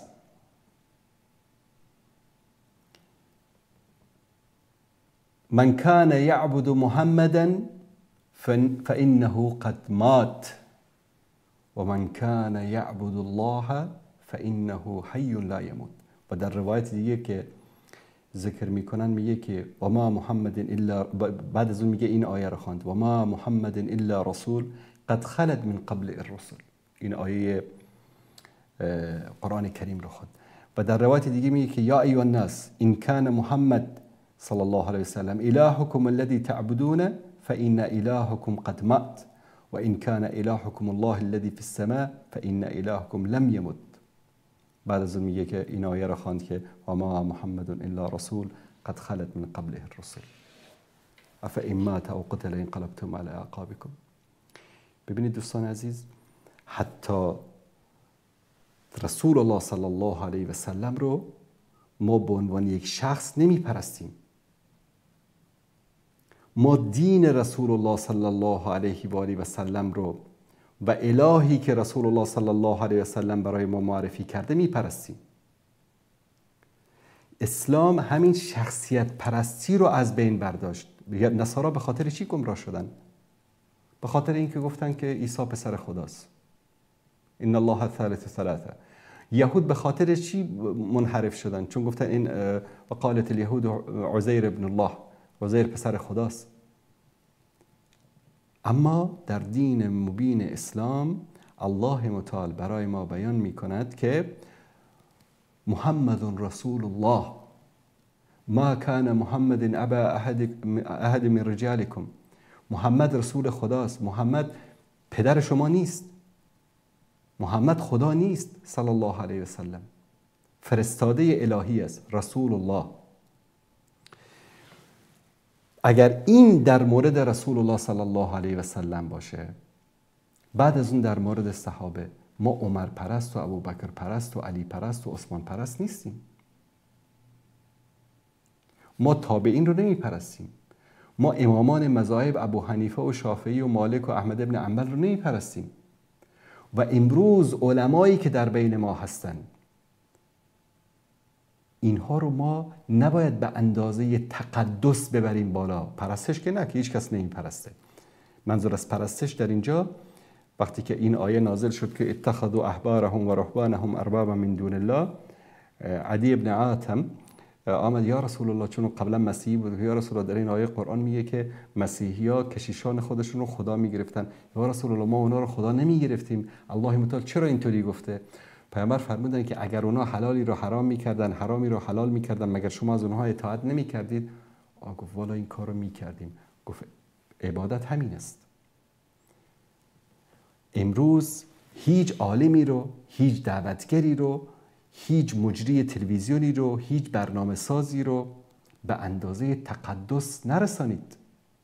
یک از علما میگه که از علما و دعوتگران در حد قال الله و قال رسول اطاعت کنید، پیروی کنید، حرفشون رو گوش بکنید، اما اون تقدسگراه نباشید، دنباله رو به اونها نباشید، چشم بسته از اونها اطاعت نکنید. چرا؟ هیچ انسان زنده ای رو شما یقین 100% نمیتونید داشته باشید که خاتمش چی میشه. به خاطر همین یک از دعای ما چی هست که الله متعال به ما حسن خاتمه نصیب بکنه. عالمی در مقابل پول دینشو میفروشه، عالمی در مقابل منصب دینشو میفروشه، عالمی در مقابل شهوت دینشو میفروشه، دعوتگری در مقابل شبهات دینشو میفروشه، بعضی دانسته بعضی ندانسته. پس برادر عزیز و همه جوانانی که همین مشکل را دارن، داعی پرست و راسخ پرست و انصاری پرست و دهقان پرست و فلان پرست نباشید، خدا پرست باشید. به دنبال افراد نروید، به دنبال دین الله بروید. من از درس‌های استاد دایی استفاده کردم تا حدی که معقول قال الله و قال رسول میگفت استفاده کردم. در جایی که حرفی زد و در اون حرف قال الله و قال رسول نبود یا مخالف قال الله و قال رسول چیزی گفته بود، در مقابلش ایستادم، حرفش رو رد کردم. پس شخصیت پرست نباید باشیم، خدا پرست باشیم، الله پرست باشیم، تقدسگرا نباشیم. مثل آخوندهای شیعه که آیت الله فلان ابن فلان، خلاص این یک عمامه سیام سرش میذاره، این فرزند حضرت زهراست و از اهل بیت است و هر غلطی که بکنه کسی حق نداره بگه بالای چشم دبروست. ما اینو نداریم. ما امتی هستیم که وقتی عمر ابن خطاب بالای منبر حرفی میزنه اشتباه میگه، پیرزنی از اون آخر بلند میشه میگه ای عمر تو داری اشتباه میگی، الله در قرآن اینو گفته، تو داری این کارو میکنی. و عمری که به دنبال حق بود چی میگه؟ میگه عمر اشتباه کرد و این پیرزن راست گفت.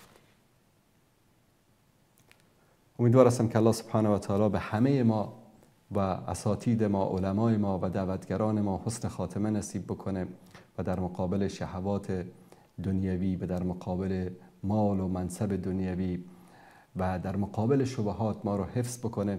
و صلی الله علی سیدنا و حبیبنا محمد و علی آله و صحبه اجمعین و السلام علیکم و رحمت الله و برکاته.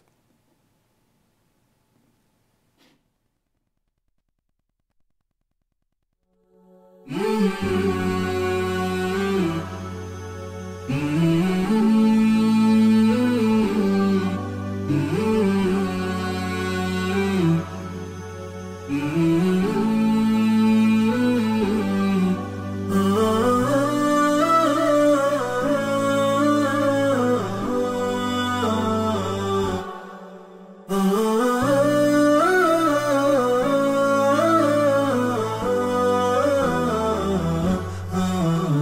نداء الحق صوت قد شجاني